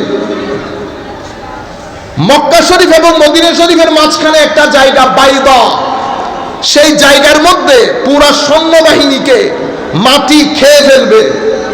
এই ঘটনা শাম দেশে ইরাকের মধ্যে ছড়িয়ে পড়বে। তখন শাম এবং ইরাক এই দুই জায়গার একটা বিরাট সৈন্যবাহিনী, শামের 40 জন কুতুব এবং ইরাকের আউলিয়া সালেহিন মিলে হযরতে ইমাম মাহদীর কাছে বায়াত গ্রহণের জন্য যাবে। ইমাম মাহদীর কাছে বায়াত গ্রহণ। আমি এই জায়গার মধ্যে একটা গুরুত্বপূর্ণ অংশ মিস করে ফেলেছি। হুজুর করিম সাল্লাল্লাহু আলাইহি ওয়াসাল্লাম যখন ইমাম মাহদীর হাতে বাইতুল মুকাদ্দাসের বিজিতকরণ জয় করবেন এই কথা বলছেন, সেখানে আমার নবী একটা দারুণ জিনিসের দিকে ইঙ্গিত দিয়েছেন। আমার নবী বলেছেন ওয়ায়ারুদ্দুহুল মাহদী, মাহদী বাইতুল মানে মসজিদে কুদস এটাকে রক্ষা করবে। এবং আমার নবী সাল্লাল্লাহু আলাইহি ওয়াসাল্লাম ইরশাদ করছেন মাহদীর সাথে সেই দিন 1700 যুদ্ধ জাহাজ থাকবে। কয়শো? আমাদের বলছেন ওয়াহুয়া আলফু সাফিনাসিন ওয়া সাবউমিয়াতে সাফিনা। আমার নবীর আমার ইমাম মাহদীর সাথে সেই দিন 1700 যুদ্ধ জাহাজ থাকবে। আমাদের কাছে এখন কয়টা আছে যুদ্ধ জাহাজ? পুরা পৃথিবীর কাছে। আপনারা এটারে সুমন্তর বানিয়ে দিলেন। এটা একদিনের কাজ না, এটা তো একটা ডেভেলপমেন্ট, একটা প্রসেসিং, এটা একটা পরিস্থিতি তৈরি হবে। পরিস্থিতি তৈরি হবে, 100 বছর যাবে, 200, 500, 300 কত বছর যায় আল্লাহ পাক ভালো জানে। যেতে যেতে 1700 যুদ্ধ জাহাজ মুসলমানদের হাতে আসবে যে কোনো উপায়ে। তখন উনি আক্রমণ করবেন। আপনারা প্রত্যেকদিন ইমাম মাহদীর যেভাবে জন্মগ্রহণ করা শুরু করিয়েছেন, মানুষ তো দিন দিন পরে মানুষ খেপে যাবে, শেষ পর্যন্ত ইমাম মাহদী অস্বীকারই করবে। সুতরাং আমার নবী সাল্লাল্লাহু আলাইহি ওয়াসাল্লাম ইরশাদ করেছেন মাহদী যখন পুনরুদ্ধার করতে যাবে তখন মাহদীর সাথে 1700 যুদ্ধ জাহাজ। শুধু কি তাই, বলা হচ্ছে উনি একটা গ্লোবাল এম্পায়ার প্রতিষ্ঠা করবেন। কি এম্পায়ার? Global empire. এটা শুধু মিডল ইস্টের মধ্যে, বাংলাদেশ, ইন্ডিয়া, পাকিস্তানের মধ্যে না, গ্লোবাল এম্পায়ার প্রতিষ্ঠা করবেন। কতদিন হুকুমত করবেন? কেউ বলেছে 7, কেউ বলেছে 9, কেউ বলেছে 20, কিন্তু বেশিরভাগ মতে, শুদ্ধ মতে, সহি মতে 20 বছর। 20 বছর হুকুমত করবেন, কিন্তু গ্লোবাল এম্পায়ারের খলিফা হবেন। গ্লোবাল এম্পায়ারের খলিফা পদে অধিষ্ঠিত থাকবেন। হয় 7 বছর, নয় 9 বছর। হয় 7 বছর, নয় 9 বছর। উনি প্রথমে সব সৈন্যবাহিনী ইরাক থেকে, দিমাশক থেকে, মক্কা শরীফ থেকে এবং আফ্রিকা থেকেও, আফ্রিকার সৈন্যবাহিনীও জয়েন করবে। আফ্রিকা তখন আবার নতুন করে সেজে উঠবে, শক্তিশালী হবে। আপনারা জানেন ইতোপূর্বে আফ্রিকা সভ্য দেশ ছিল, সভ্যতার শুরু আফ্রিকার দেশ থেকে হয়েছে। হাদিসে পাকের বর্ণনা অনুযায়ী হাবাসার একটা সৈন্যবাহিনী, বিরাট সৈন্যবাহিনী মক্কা শরীফ আক্রমণ করে মক্কাকে ধ্বংস করবে। তো শক্তিশালী না হলে ধ্বংস করতে পারবে, আক্রমণে আসতে পারবে, তো সেটা কি একদিন 2 দিনে হয়ে যাবে? হয়ে যাবে না। আমি যদি এতটুকু আপনাদের মনে বুঝাইতে পারি যে এটা একদিন 2 দিনের বিষয় না, এটা একটা লং প্রসেসিং। কিছু গুরুত্বপূর্ণ হাদিস আসবে পরবর্তীতে, ভালো লাগবে। আমরা বক্তব্য এত দীর্ঘায়িত করব না।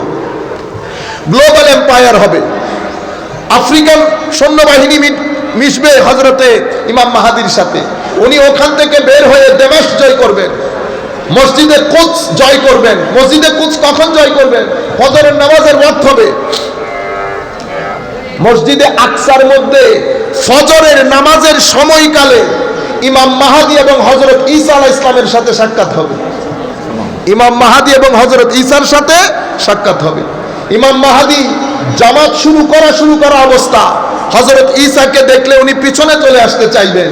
হযরত ঈসা বলবেন না, উম্মতের ইমাম যিনি, ইনি আজকে ইমামতি করবেন। ইমাম মাহাদির ইমামতিতে হযরতে ঈসা আলাইহিস সালাম ফজরের জামাত আদায় করবেন। অনেক লম্বা কথা, আমি শর্টকাট বলতেছি আপনাদেরকে। সেখান থেকে পিছন দিক থেকে একটা দরজা উন্মোচিত হবে, সেই দরজার মধ্যে দাজ্জাল প্রায় 30,000 ইহুদি নিয়ে দাঁড়িয়ে থাকবে যুদ্ধের জন্য। সেখানে হযরতে ইমাম মাহদী এবং হযরতে ঈসা আলাইহিস সালামের যৌথ বাহিনীর সাথে যুদ্ধ হবে। সেই যুদ্ধ হবে বাবে লুদ নামক জায়গায়। আমার নবীর ইলমে নবুওয়ত এবং ইলমে গায়বের বিস্তৃতি দেখেন। 1400 বছর পূর্বে বসে আমার নবী সাল্লাল্লাহু আলাইহি ওয়াসাল্লাম কোন হাজার বছর পরে গিয়ে এই ঘটনা ঘটবে, সেটা কোথায় ঘটবে, সেই জায়গার নাম পর্যন্ত আমার নবী হাদিসে পাকের মধ্যে উল্লেখ করেছেন। আর আপনি বলছেন আমার নবী ইলমে গায়েব জানে না। সম্মানিত, আমার নবী বাবে লুদ, যে জায়গার মধ্যে এখনো ইসরায়েলের মধ্যে ওনারা একটা এয়ারপোর্টও করেছে, সেই জায়গার মধ্যে যুদ্ধ হবে। সেই জায়গার মধ্যে দাজ্জাল পরাস্ত হবে। দাজ্জাল পরাস্ত হলে উনি মসজিদে আকসার মধ্যে মুসলমানদের গ্লোবাল এম্পায়ারের খেলাফতের রাজধানী হিসেবে মসজিদে কুদসকে গ্রহণ করবেন। মসজিদে আকসার মধ্যে রাজধানী প্রতিষ্ঠিত হবে। রাজধানী প্রতিষ্ঠিত হওয়ার পরে সুবহানাল্লাহ উনি এখান থেকে মিডল ইস্ট, অতঃপর আরেকটু সামনে গিয়ে কোথায় আসবে জানেন? তুর্কির কনস্টান্টিনোপল, কুস্তুনতানিয়া, ওই জায়গার মধ্যে যুদ্ধ হবে। ওই জায়গার মধ্যে যুদ্ধ করে কুস্তুনতানিয়া, তুর্কি এবং ইতালির রোম, এই হাদিসগুলোর আলোকে আমি আমার উস্তাদের কাছে যেটা শুনেছি সেটা আপনাদের কাছে বলছি। একটা ফ্যাক্ট বলছি। হাদিসগুলোর আলোকে বোঝা যাচ্ছে তখনকার যে ক্ষমতার ভারসাম্য, সেটা বর্তমান যুগে যারা ক্ষমতা দেখায় বা ক্ষমতার সেন্টার, তাদের হাতে তখন ক্ষমতা থাকবে না। হাদিসের আলোকে বোঝা যাচ্ছে তখন বিশ্ব পরিস্থিতির যে পাওয়ার হাউস, সেটা ইতালি এবং তুর্কিতে চলে যাবে। নতুবা উনি শুরুতেই কনস্টান্টিনোপল মানে কুস্তুনতানিয়া এবং রোম আক্রমণের কথা না। এই জায়গার মধ্যে এগুলো বিজয় করবে, তখন বিশ্বযুদ্ধ হবে। কি যুদ্ধ? বিশ্বযুদ্ধ। একটু দরুদ শরীফ পড়েন, আল্লাহুম্মা সাল্লি আলা সাইয়্যিদিনা মাওলানা। ছড়ানো ছিটানো ওই জায়গাগুলা নিয়ে আমি তসবির সারার মতো আমার উস্তাদ যেভাবে শিখিয়েছে সেভাবে করতেছি। এখানে ওঠানামও হইতে পারে, জায়গার নামও ভুল হতে পারে, কিন্তু মেইন থিম যেটা, সেটা ঠিক থাকবে, সেটার মধ্যে কোনো গলত হবে না। এরপরে এই হাদিস ইমাম তিরমিজি শরীফের মধ্যে রওয়ায়াত করেছে। কি বলেছে? আর মুআয ইবনে জাবাল আনিন নবী সাল্লাল্লাহু আলাইহি ওয়াসাল্লাম قال, হযরতে মুআয ইবনে জাবাল থেকে বর্ণিত, উনি বলেন আমার নবী ইরশাদ করেছেন, আল মালহামাতুল উজমা, আল মালহামাতুল, অন্য রওয়ায়াতে এসেছে আল মালহামাতুল কুবরা ওয়া ফাতহুল কুস্তান্তিনিয়া ওয়া খুরুজুদ দাজ্জাল ফি 7 আশহুর। এই তিনটা ঘটনা, এগুলা কিছুদিনের মধ্যে হয়ে যাবে। এগুলার মধ্যে 10-12 বছরের ফারাক থাকবে না। মানি হযরতে মাহাদির আগমন, দাজ্জাল, হযরতে ঈসা আলাইহিস সালামের আগমন এবং এই বিশ্বযুদ্ধ, এগুলার মধ্যে অনেক দিনের ফারাক থাকবে না। আমার নবী বলেছেন এই তিনটা ঘটনা তো ফি 7 আশহুর, 7 মাসের মধ্যে ঘটে যাবে। 7 মাসের মধ্যে ঘটে যাবে। ওনার যখন চতুর্দিকে এম্পায়ার প্রতিষ্ঠানের জন্য, এম্পায়ার প্রতিষ্ঠা করার জন্য, খেলাফত প্রতিষ্ঠা করার জন্য, আল্লাহর আইন জমিনের মধ্যে প্রতিষ্ঠা করার জন্য ওনার স্ট্রাগল দেখে পুরো পৃথিবী চেষ্টা করবে একসাথে হয়ে আক্রমণ করার জন্য। তখন আমার নবী বলছেন আল মালহামাতুল উজমা, আল মালহামাতুল উজমা, বিশাল বড় একটা যুদ্ধ। এটাকে আমরা বলি গ্রেট ওয়ার। একটা বড় বিশ্বযুদ্ধ লেগে যাবে। এখানে প্রত্যেকের, কারণ ক্ষমতার ভারসাম্য রক্ষা করার জন্য প্রত্যেকেই চেষ্টা করবে যার যার ক্ষমতা টিকিয়ে রাখার জন্য। ইমাম মাহাদি আলাইহিস সালামের বাহিনীর সাথে জয়েন্ট ভেঞ্চার, হযরত ঈসা, ইমাম মাহাদি এনার বাহিনীর সাথে বিশাল বড় যুদ্ধ হবে। সেই যুদ্ধের মধ্যে তুর্কি, বর্তমানে তুর্কি, সেই দিন আপনারা এখন যেই তুর্কি দেখছেন সেই তুর্কি তখন থাকবে না। কারণ জমিন থেকে আল্লাহ এবং আল্লাহ নেওয়ার লোক একেবারে উঠে যাবে। আমাদের দেশ বলেন গজওয়াই হিন্দ, গজওয়াই হিন্দ, গজওয়াই হিন্দ, আবার গজওয়াই সিন্ধ আছে একই রাওয়ায়াতের মধ্যে। আপনারা বুঝতে পেরেছেন? অর্থাৎ সামগ্রিকভাবে আমাদের এই ভূখণ্ড থেকে দ্বীন, শরীয়ত এগুলো একেবারে নাই হয়ে যাবে। সবাই যৌথভাবে আক্রমণ করবে। সেই যুদ্ধের মধ্যে ইমাম মাহাদি জয়লাভ করবেন। জয়লাভ করে গ্লোবাল এম্পায়ার প্রতিষ্ঠার প্রথম কাজ উনি সমাধা করবেন। আমার নবী বলছেন কি, আল মালহামাতুল উজমা ওয়া ফাতহুল কুসতানতিনিয়া ওয়া খুরুজুদ দাজ্জাল। তখন তুর্কির কনস্টান্টিনোপল এটাকে জয় করবেন। এই জায়গার মধ্যে এসে হাদিসে পাকে ইরশাদ করছে আমার নবী সাল্লাল্লাহু আলাইহি ওয়াসাল্লাম, হাদিসে পাকের মধ্যে এই জায়গার মধ্যে এসে যখন উনি মসজিদে কুদসের মধ্যে রাজধানী প্রতিষ্ঠা করবেন, তো ওই বড় যুদ্ধের মধ্যে যেখান থেকে সৈন্যবাহিনী পাঠানো হয়েছে প্রত্যেক জায়গায় উনি সৈন্যবাহিনী পাঠাবেন। আপনি বুঝতে পেরেছেন? এই ধারাবাহিকতায় উনি একটা এই গজওয়াই হিন্দের হাদিসগুলো এখন বলতেছি, তিনটা রিওয়ায়াত। আন আবি হুরায়রা রাদিয়াল্লাহু তাআলা আনহু قال, হযরতে আবু হুরায়রা বর্ণনা করেন রাদিয়াল্লাহু আনহু, আমার নবী উনি বলছেন ওয়া'আদানা রাসূলুল্লাহ সাল্লাল্লাহু আলাইহি ওয়াসাল্লাম গাজওয়াতুল হিন্দ, আমার নবী আমাদের সাথে হিন্দের যুদ্ধের ওয়াদা দিয়েছেন, সাবকন্টিনেন্টের যুদ্ধের ওয়াদা দিয়েছেন। ফাইন আদরাকতুহা, মানে আমি যদি ওই যুদ্ধে থাকি তো আমি আমার জান মাল ওই যুদ্ধের জন্য উজাড় করে দেব। কারণ আমার নবী সাল্লাল্লাহু আলাইহি ওয়াসাল্লাম ইরশাদ করেছেন, যেই ব্যক্তি ওই যুদ্ধে শহীদ হবে আফদালুস শুহাদা হবে, আর যেই ব্যক্তি ওই যুদ্ধে জীবিত থাকবে জাহান্নাম থেকে নাজাত পেয়ে যাবে। এক রিওয়ায়াত। আরেক রিওয়ায়াতের মধ্যে আমার নবী ইরশাদ করছেন আন্নাহু ইয়াকুনু ফি হাযিহিল উম্মতে বাআসুন ইলাল সিন্দে ওয়াল হিন্দ, আন্নাহু ইয়াকুনু ফি হাযিহিল উম্মাহ বাআসুন ইলাস সিন্দ ওয়াল হিন্দ। এই উম্মত ইমাম মাহাদির নেতৃত্বে এখানে হিন্দ এবং পাকিস্তান, সিন্ধ দুইটার মধ্যে আক্রমণ হবে। অর্থাৎ এই এলাকা থেকে দ্বীন পরিপূর্ণরূপে উঠে যাবে। ইমাম মাহাদি আলাইহিস সালাম ওনার সৈন্যবাহিনী ওনার নেতৃত্বে এই জায়গা বিজয় করে আল্লাহর দ্বীন প্রতিষ্ঠা করবেন, আল্লাহর দ্বীন প্রতিষ্ঠা করবেন। আচ্ছা বলেন তো দেখি, হিন্দ এবং সিন্ধ থেকে কি ধর্ম মুছে গেছে? তো আপনারা আজকে ইমাম মাহাদি নিয়ে আসতেছেন, ইমাম মাহাদিকে আজকে যুদ্ধ করবে? এটা না, এটা অনেক লং প্রসেসিং। কতদিন লাগে আল্লাহ পাক ভালো জানেন, আল্লাহ পাক ভালো জানেন। আমার নবী অন্য হাদিসের মধ্যে ইরশাদ করছেন ইসাবাতান, আপনারা একটু ধৈর্য হারা হয়েন না। অনেক লোক দেখে তো আমি এক গোতে বলে ফেললে এই কথা আমার আবার অন্য জায়গায় বলতে হবে না, তো একটু ধৈর্য ধরেন। ওয়ান সাওবান রাদিয়াল্লাহু আনহু আন্না রাসূলুল্লাহ সাল্লাল্লাহু আলাইহি ওয়াসাল্লাম قال, হযরত সাওবান থেকে বর্ণিত উনি বলেন রাসূল করিম ইরশাদ করেছেন সাল্লাল্লাহু আলাইহি ওয়াসাল্লাম ইসাবাতান মিন উম্মতি আহরাজাহুমুল্লাহু মিনান নার। হায় হায়, আমার উম্মতে দুই দলকে আল্লাহ জাহান্নাম থেকে মুক্তি দান করবেন। এক দল যারা সাবকন্টিনেন্টের যুদ্ধে অংশগ্রহণ করবে, আরেক দল যারা হযরত ঈসা আলাইহিস সালামের সাথে অংশগ্রহণ করবে। এভাবে উনি এখান থেকে শুরু করে কনস্টান্টিনোপল, রোম, এই পুরা হিপ্তা এবং এখান থেকে শেষ পর্যন্ত চায়না। তাইলে বোঝা যাচ্ছে তখন চাইনা ক্ষমতার একটা বড় হেডকোয়ার্টার হবে। আমার নবী একটা হাদিসে ইরশাদ করেছেন ততক্ষণ কিয়ামত হবে না যতক্ষণ পশ্চিমারা আমার উম্মতের উপর চেপে বসবে না।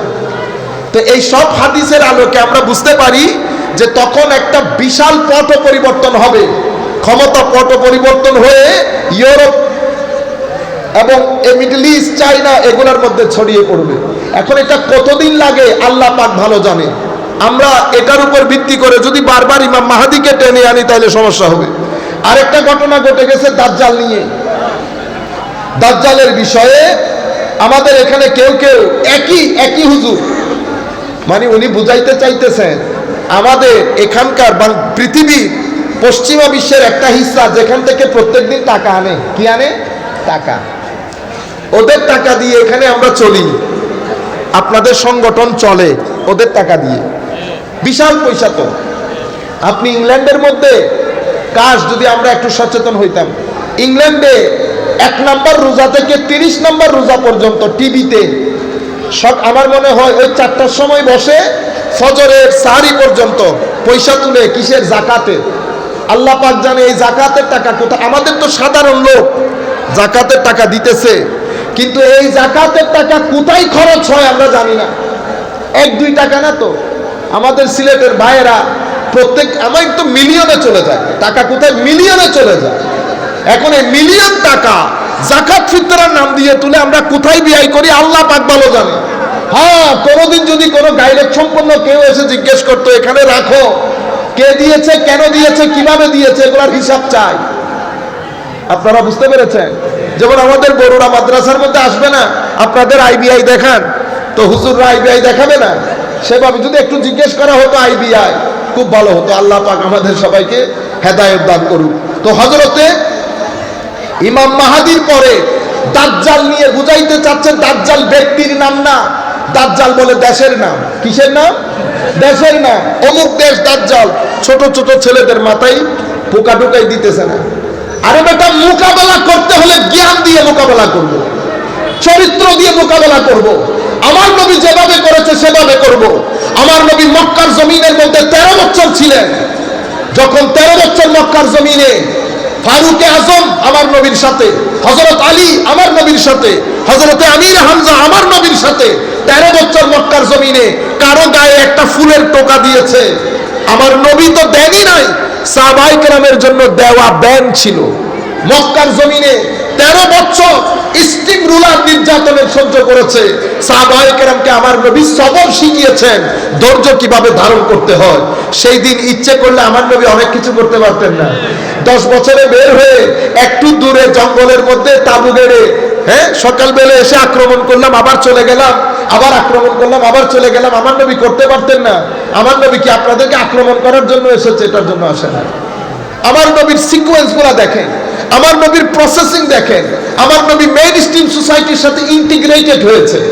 প্রত্যেক মানুষের কাছে আমার নবী ধর্মের মহব্বতের সহযোগিতা, আদবের, তাজিমের, সম্মানের মেসেজ দিয়েছে। অতঃপর মদিনা শরীফ গিয়েছে। মদিনা শরীফে আমার নবী সাল্লাল্লাহু আলাইহি ওয়াসাল্লাম আইনের কথা বলেছেন, অধিকারের কথা বলেছেন, মানুষের সাথে সৎ ব্যবহার, সুন্দর ব্যবহারের কথা বলেছেন। আমার নবী মদিনা শরীফ যখন গেছে, তখন মদিনা শরীফের বাউন্ডারি 15,000 স্কয়ার ফিট ছিল। সেই 15,000 স্কয়ার ফিটের মদিনা শরীফ আমার নবী যেদিন দুনিয়া থেকে চলে যাচ্ছেন 32 লাখ স্কয়ার ফিটের মদিনা হয়েছে। মানুষ মারা গেছে 550 থেকে 600-র মধ্যে। আর আপনারা জাতিকে বলতে চান, কালকে এক ব্যক্তির ওয়াজ দেখতেছি, জিহাদ জিহাদ জিহাদ চাই, জিহাদ করে বাঁচতে চাই। ওরে বাপ রে বাপ, অবশ্যই জিহাদ করব। আগে বেটা জিহাদ নিজের নফসের সাথে কর। আগে আমাদের চরিত্র সুন্দর করি। স্বাধীনতা রক্ষা স্বাধীনতা অর্জনের চেয়ে অনেক কঠিন বেশি। যদি সেটা কঠিন না হতো, আমার নবীকে সূরা নসরের মধ্যে আমার আল্লাহ ইস্তেগফারের কথা বলতেন না। ইজা জা নাসরুল্লাহি ওয়াল ফাত। হাবিব, আপনার কষ্ট আমার চোখের সামনে, আমি আপনার মন শীতল করে দেব। আপনি দুনিয়া থেকে যাওয়ার আগে দেখবেন, ইজা জা নাসরুল্লাহি ওয়াল ফাত, যখন আল্লাহর পক্ষ থেকে বিজয় এবং সহযোগিতা আসবে, আপনি দেখবেন মানুষ দলে দলে ইসলাম কবুল করছে। ওয়ারাআইতান নাস ইয়াদখুলুনা ফি দীনিল্লাহি আফওয়াজা। এরপরে কি করবেন? ফাসাব্বিহ বিহামদি রাব্বিকা ওয়াস্তাগফির। আপনি আল্লাহর প্রশংসা করেন, আল্লাহর তাসবিহ, আল্লাহর দরবারে ক্ষমা প্রার্থনা করেন। এই আয়াতের পরে আমার ভাইয়েরা বলে কি, গুনাহ না থাকলে কি ক্ষমা চাইতে বলেছেন? ইন্না লিল্লাহি ওয়া ইন্না ইলাইহি। আচ্ছা বলে, আয়াতগুলা মানুষ কমন সেন্স ইউজ করলেও হয়? এগুলা তো আমরা তো বড় আলেম না, এ তো মাদ্রাসায় পড়তে হয় না। আপনি আয়াত পড়েন তো দেখি মিলাইতে পারেন কিনা। যখন আপনি দেখবেন আল্লাহর সহযোগিতা এবং বিজয় এসেছে, আপনি দেখবেন মানুষ দলে দলে ইসলাম কবুল করছে। এবার আপনি তাসবিহ পড়েন এবং আমার দরবারে ক্ষমা প্রার্থনা করেন। তো মানুষ ইসলাম ধর্ম কবুল করেছে, আমার নবীর এটা ক্রেডিট না ডিসক্রেডিট? তো ক্রেডিটের কারণে কি ক্ষমা প্রার্থনা করবে? এগুলা এই জিনিস, সিম্পল জিনিস বোঝার জন্য আমাদেরকে কি মাদ্রাসায় পড়তে হবে? আপনি ইস্তেগফারের কনসেপ্টই বুঝেন না। ইস্তেগফার শুধু গুনাহ মাফের জন্য হয় না। ইস্তেগফার হযরত আলী রাদিয়াল্লাহু তাআলা আনহুর দরবারে ইমাম রাজিও এটা এই বর্ণনা এনেছেন ওনার তাফসীরের কিতাবের মধ্যে। হযরতে আলী রাদিয়াল্লাহু তাআলা আনহুর দরবারে লোকজন বসা, সাহাবায়ে কেরাম, তাবেঈন বসা। এক ব্যক্তি এসে বলতেছে, হুজুর বৃষ্টি হচ্ছে না, কি করা যায়? ইস্তেগফার করেন। আরেকজন আসছে, হুজুর সন্তান সন্ততি নাই, একটু সন্তানের জন্য দোয়া করেন। কি করা যায় হুজুর? ইস্তেগফার করেন। হুজুর আরেকজন, হুজুর বাগানের মধ্যে তো ফলের অবস্থা খুব খারাপ, আকাল পড়েছে, কি করব? ইস্তেগফার করেন। কি করেন? হুজুর বাগানের মধ্যে যে খাল কেটেছি ওটাতে তো পানি শুকিয়ে গেছে, ইস্তেগফার করেন। সবাই চলে যাওয়ার পরে 2-3 জন ঝাঁপাই করছে, হুজুর প্রশ্ন 4 জনে 4 ধরনের করেছে, আপনি সবাইকে ইস্তেগফারের কথা বললেন যে? কইটা আমি বলি নাই, তো এটা তো আল্লাহ বলছে। ইস্তাগফিরু রাব্বাকুম, আল্লাহর দরবারে ইস্তেগফার করো। কি হবে? ইউমদিদিস সামা, আকাশ ভেঙে পানি পড়বে, মাল ও দৌলতের মধ্যে বরকত হবে। সন্তান, আল্লাহ রাব্বুল আলামিন সন্তানের মধ্যে বৃদ্ধি দান করবেন। ফসল ফলাদির মধ্যে আল্লাহ রাব্বুল আলামিন বরকত দান করবেন এক ইস্তেগফারের কারণে। তাইলে ইস্তেগফার কেন করা হয়? জমিনের মধ্যে আমার নবীর হাদিস হচ্ছে, জমিনের মধ্যে যদি 2টা নিরাপত্তা বেষ্টনী না থাকতো, জমিনকে আল্লাহ কখন উল্টিয়ে দিতেন। যেই পাপ আমরা করি, আগের যুগের নবীর উম্মতেরা একই পাপ করার কারণে আল্লাহ জমিনকে জের ও জবর করে দেয় নাই। হযরত লূত আলাইহিস সালামের কওম যেই কাজ করেছে, আমাদের এখন ওই সমস্ত মাদ্রাসাগুলোর মধ্যে আমরা এই কাজ করি না। এরপরে আমরা হযরত শুআয়ব আলাইহিস সালামের কওম মানুষকে ঠকাইতো, ওজনে কম দিত, আমরা দেই না? বলেন তো দেখি, আমাদের কোন চরিত্র যেটা আগের যুগের উম্মতের মধ্যে ছিল এবং সেই উম্মতকে আল্লাহ ধ্বংস করে দেয় না? কিন্তু আজীব বিষয়, আল্লাহর রহমতের বিষয়, আমাদের জমিন এখনো ঠিক আছে। এত এত হিংসা, যেই দিন আপনি আপনার বাবার লাশকে 3 টুকরো করেছেন, সেই দিন তো উচিত ছিল জমিন আপনাকে খেয়ে ফেলা। যেই দিন আপনি আপনার মা বাবাকে বৃদ্ধাশ্রমে পাঠিয়ে ছেলে সন্তানদেরকে দিয়ে আপনি সেলিব্রেশন করছেন, সেই দিন তো উচিত ছিল জমিন না আসমান আপনার উপর ভেঙে পড়া। যেই দিন আমার দেশে সাধারণ জনগণের লাখ টাকার সম্পদ আপনি বাইরে পাঠিয়ে দিয়েছেন, সেই দিন তো আসমানের উচিত ছিল আপনার উপর ভেঙে পড়া। এত পাপের পরে জমিন আসমান আমাদের উপর ভেঙে পড়ছে না কেন? আমার নবী বলছেন 2টা আমিনের কারণে। কয়টা আমিন? আমানাইন, 2টা আমানত, 2টা নিরাপত্তা বেষ্টনী। একটা আমার নবীর উজুদ, আমার নবীর ইস্তেগফার, আরেকটা আমার নবীর উম্মতের আউলিয়ায়ে কেরামের ইস্তেগফার। এই 2 জিনিস যদি জমিনে না থাকতো, উজুদে মুস্তাফা, ইস্তেগফারে আউলিয়া, এই 2 জিনিস যদি ধরতির মধ্যে না থাকতো, আরেকটা বড় জিনিস, প্রত্যেক বৃহস্পতিবারে আমাদের গুনাহ দেখে আমার নবী আমাদের জন্য ইস্তেগফার করেন, সেই ইস্তেগফারও যদি না থাকতো, জমিনের মধ্যে আমরা উল্টা চলতে হইতো। আপনারা বুঝতে পেরেছেন? এই ইস্তেগফার কেন করতে বলা হয়েছে? একটা অর্জন করা আর একটা ধরে রাখা। অর্জন করা সহজ, ধরে রাখা কঠিন। অর্জনের জন্য যে জিহাদ দরকার হয় সেটাকে বলে ছোট জিহাদ, ধরে রাখার জন্য যে জিহাদ দরকার হয় সেটাকে বলে বড় জিহাদ। আপনারা বুঝতে পেরেছেন? জিহাদে আসগর, জিহাদে আকবর। যুদ্ধ, একটা বদরের যুদ্ধে কুরাইশের বিরুদ্ধে সাহাবায়ে কেরাম যুদ্ধ করছে, এটাকে বলে জিহাদে আসগর। সাহাবায়ে কেরাম ঘরে এসেছে শয়তানের সমস্ত কুমন্ত্রণা থেকে নিজেদেরকে রক্ষা করে আমার নবীর সাথে লেগে থাকা, এই জিহাদকে বলে জিহাদে আকবর। এটা আমার নবী আমাদেরকে শিখিয়েছেন।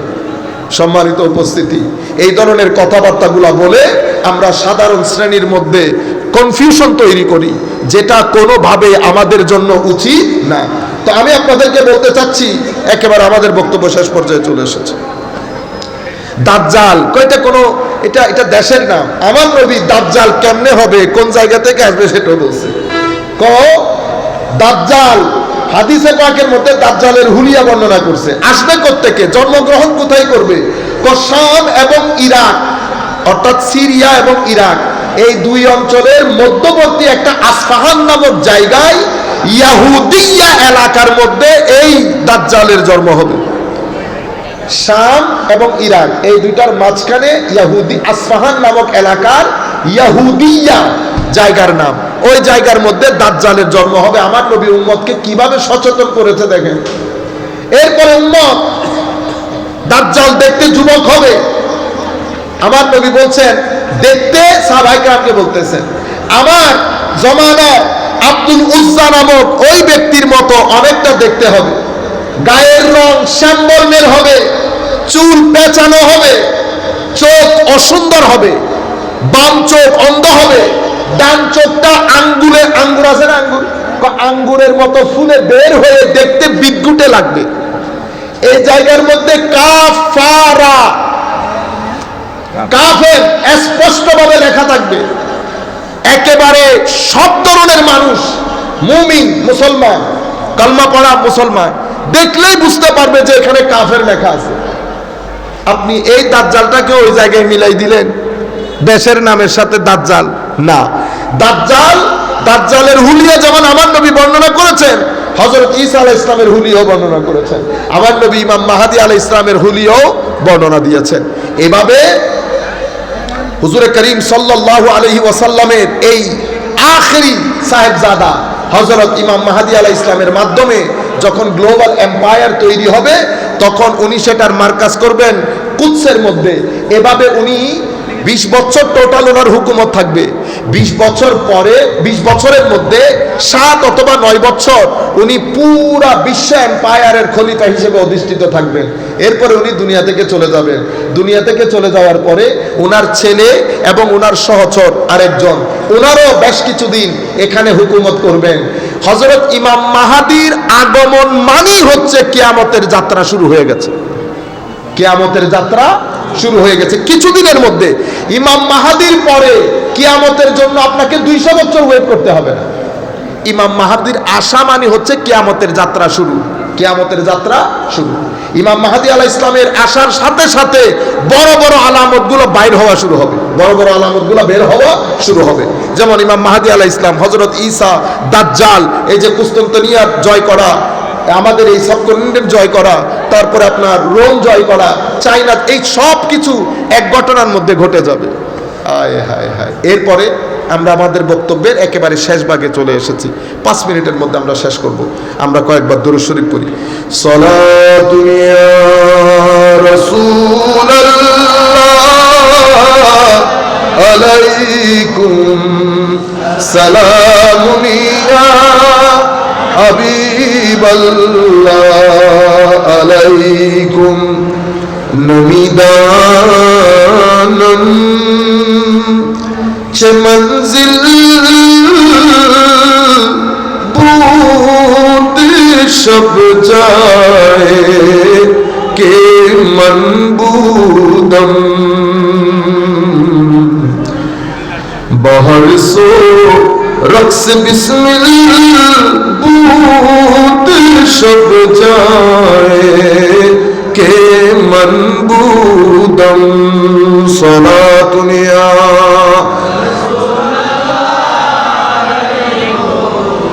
सलामुन या हबीबल्लाह अलैकुम, खुदा खुद मीर मजलिस बूद अंदर लामका खुसरू मोहम्मद शम्मे महफिल बूद शब जाए के मनबूदम, सलातुन या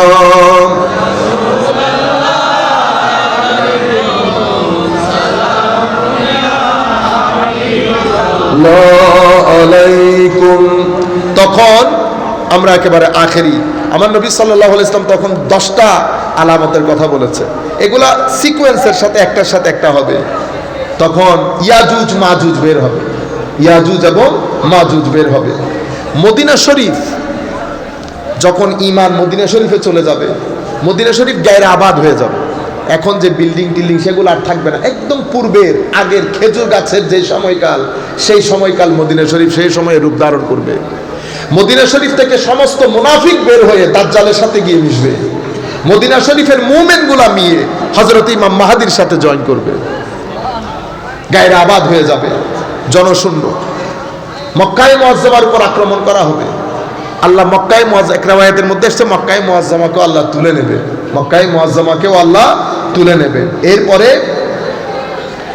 পশ্চিম দিক থেকে সূর্যের, ওই যে আপনারা বলেন না পশ্চিম দিক থেকে সূর্য উদয় হবে, পশ্চিম দিক থেকে সূর্য উদয় হবে। এবং মদিনা শরীফ যে গায়রে আবাদ হবে, এটা কিয়ামতের এর 40 বছর পরে কিয়ামত হবে। আমার নবীর আপনি টাইম ফ্রেম দেখেন, প্রত্যেকটা জায়গার মধ্যে আমার নবী সাল্লাল্লাহু আলাইহি ওয়াসাল্লাম এই আন্দাজের মধ্যে কথাগুলো বলেছেন। এবং বলা হচ্ছে সূর্য পশ্চিম দিকে উদিত হবে, সেই দিন রাত অনেক লম্বা হবে, মানুষ ঘুমাইতে পারবে না, মানুষ ডান করর বাম করর করবে। সকালে উঠে সূর্য পূর্ব দিকে পশ্চিম দিক থেকে উদয় হবে এবং হাফ ডে পর্যন্ত থেকে আবার ব্যাক করবে। এবং দাব্বাতুল আরদ, বড় মাপের একটা প্রাণীর উদ্ভব হবে, বড় মাপে। এবং আমার নবী সাল্লাল্লাহু আলাইহি ওয়াসাল্লাম ইরশাদ করছেন, হায় হায়, অতঃপর এটা কোরআনে পাকের মধ্যে এসেছে, ধোঁয়াতে চতুর্দিক, ধোঁয়াতে পুরা পৃথিবীকে এনভেলপ করে ফেলবে। এবং এই ধোঁয়া পৃথিবীতে প্রায় 40 দিন পর্যন্ত থাকবে। ধোঁয়া পুরা পৃথিবীকে আবৃত করে ফেলবে। এরপর একটা খুশবুদার হাওয়া ইয়েমেন থেকে বের হবে। সেই খুশবুদার হাওয়ার কারণে জমিনের মধ্যে আল্লাহ নাম নেওয়া সমস্ত মুসলমান মুমিন ইন্তেকাল করে ফেলবে। আল্লাহর ওলিদের শান দেখেন, আল্লাহ মুমিনদেরকে আল্লাহ কিভাবে প্রোটোকল দিচ্ছেন।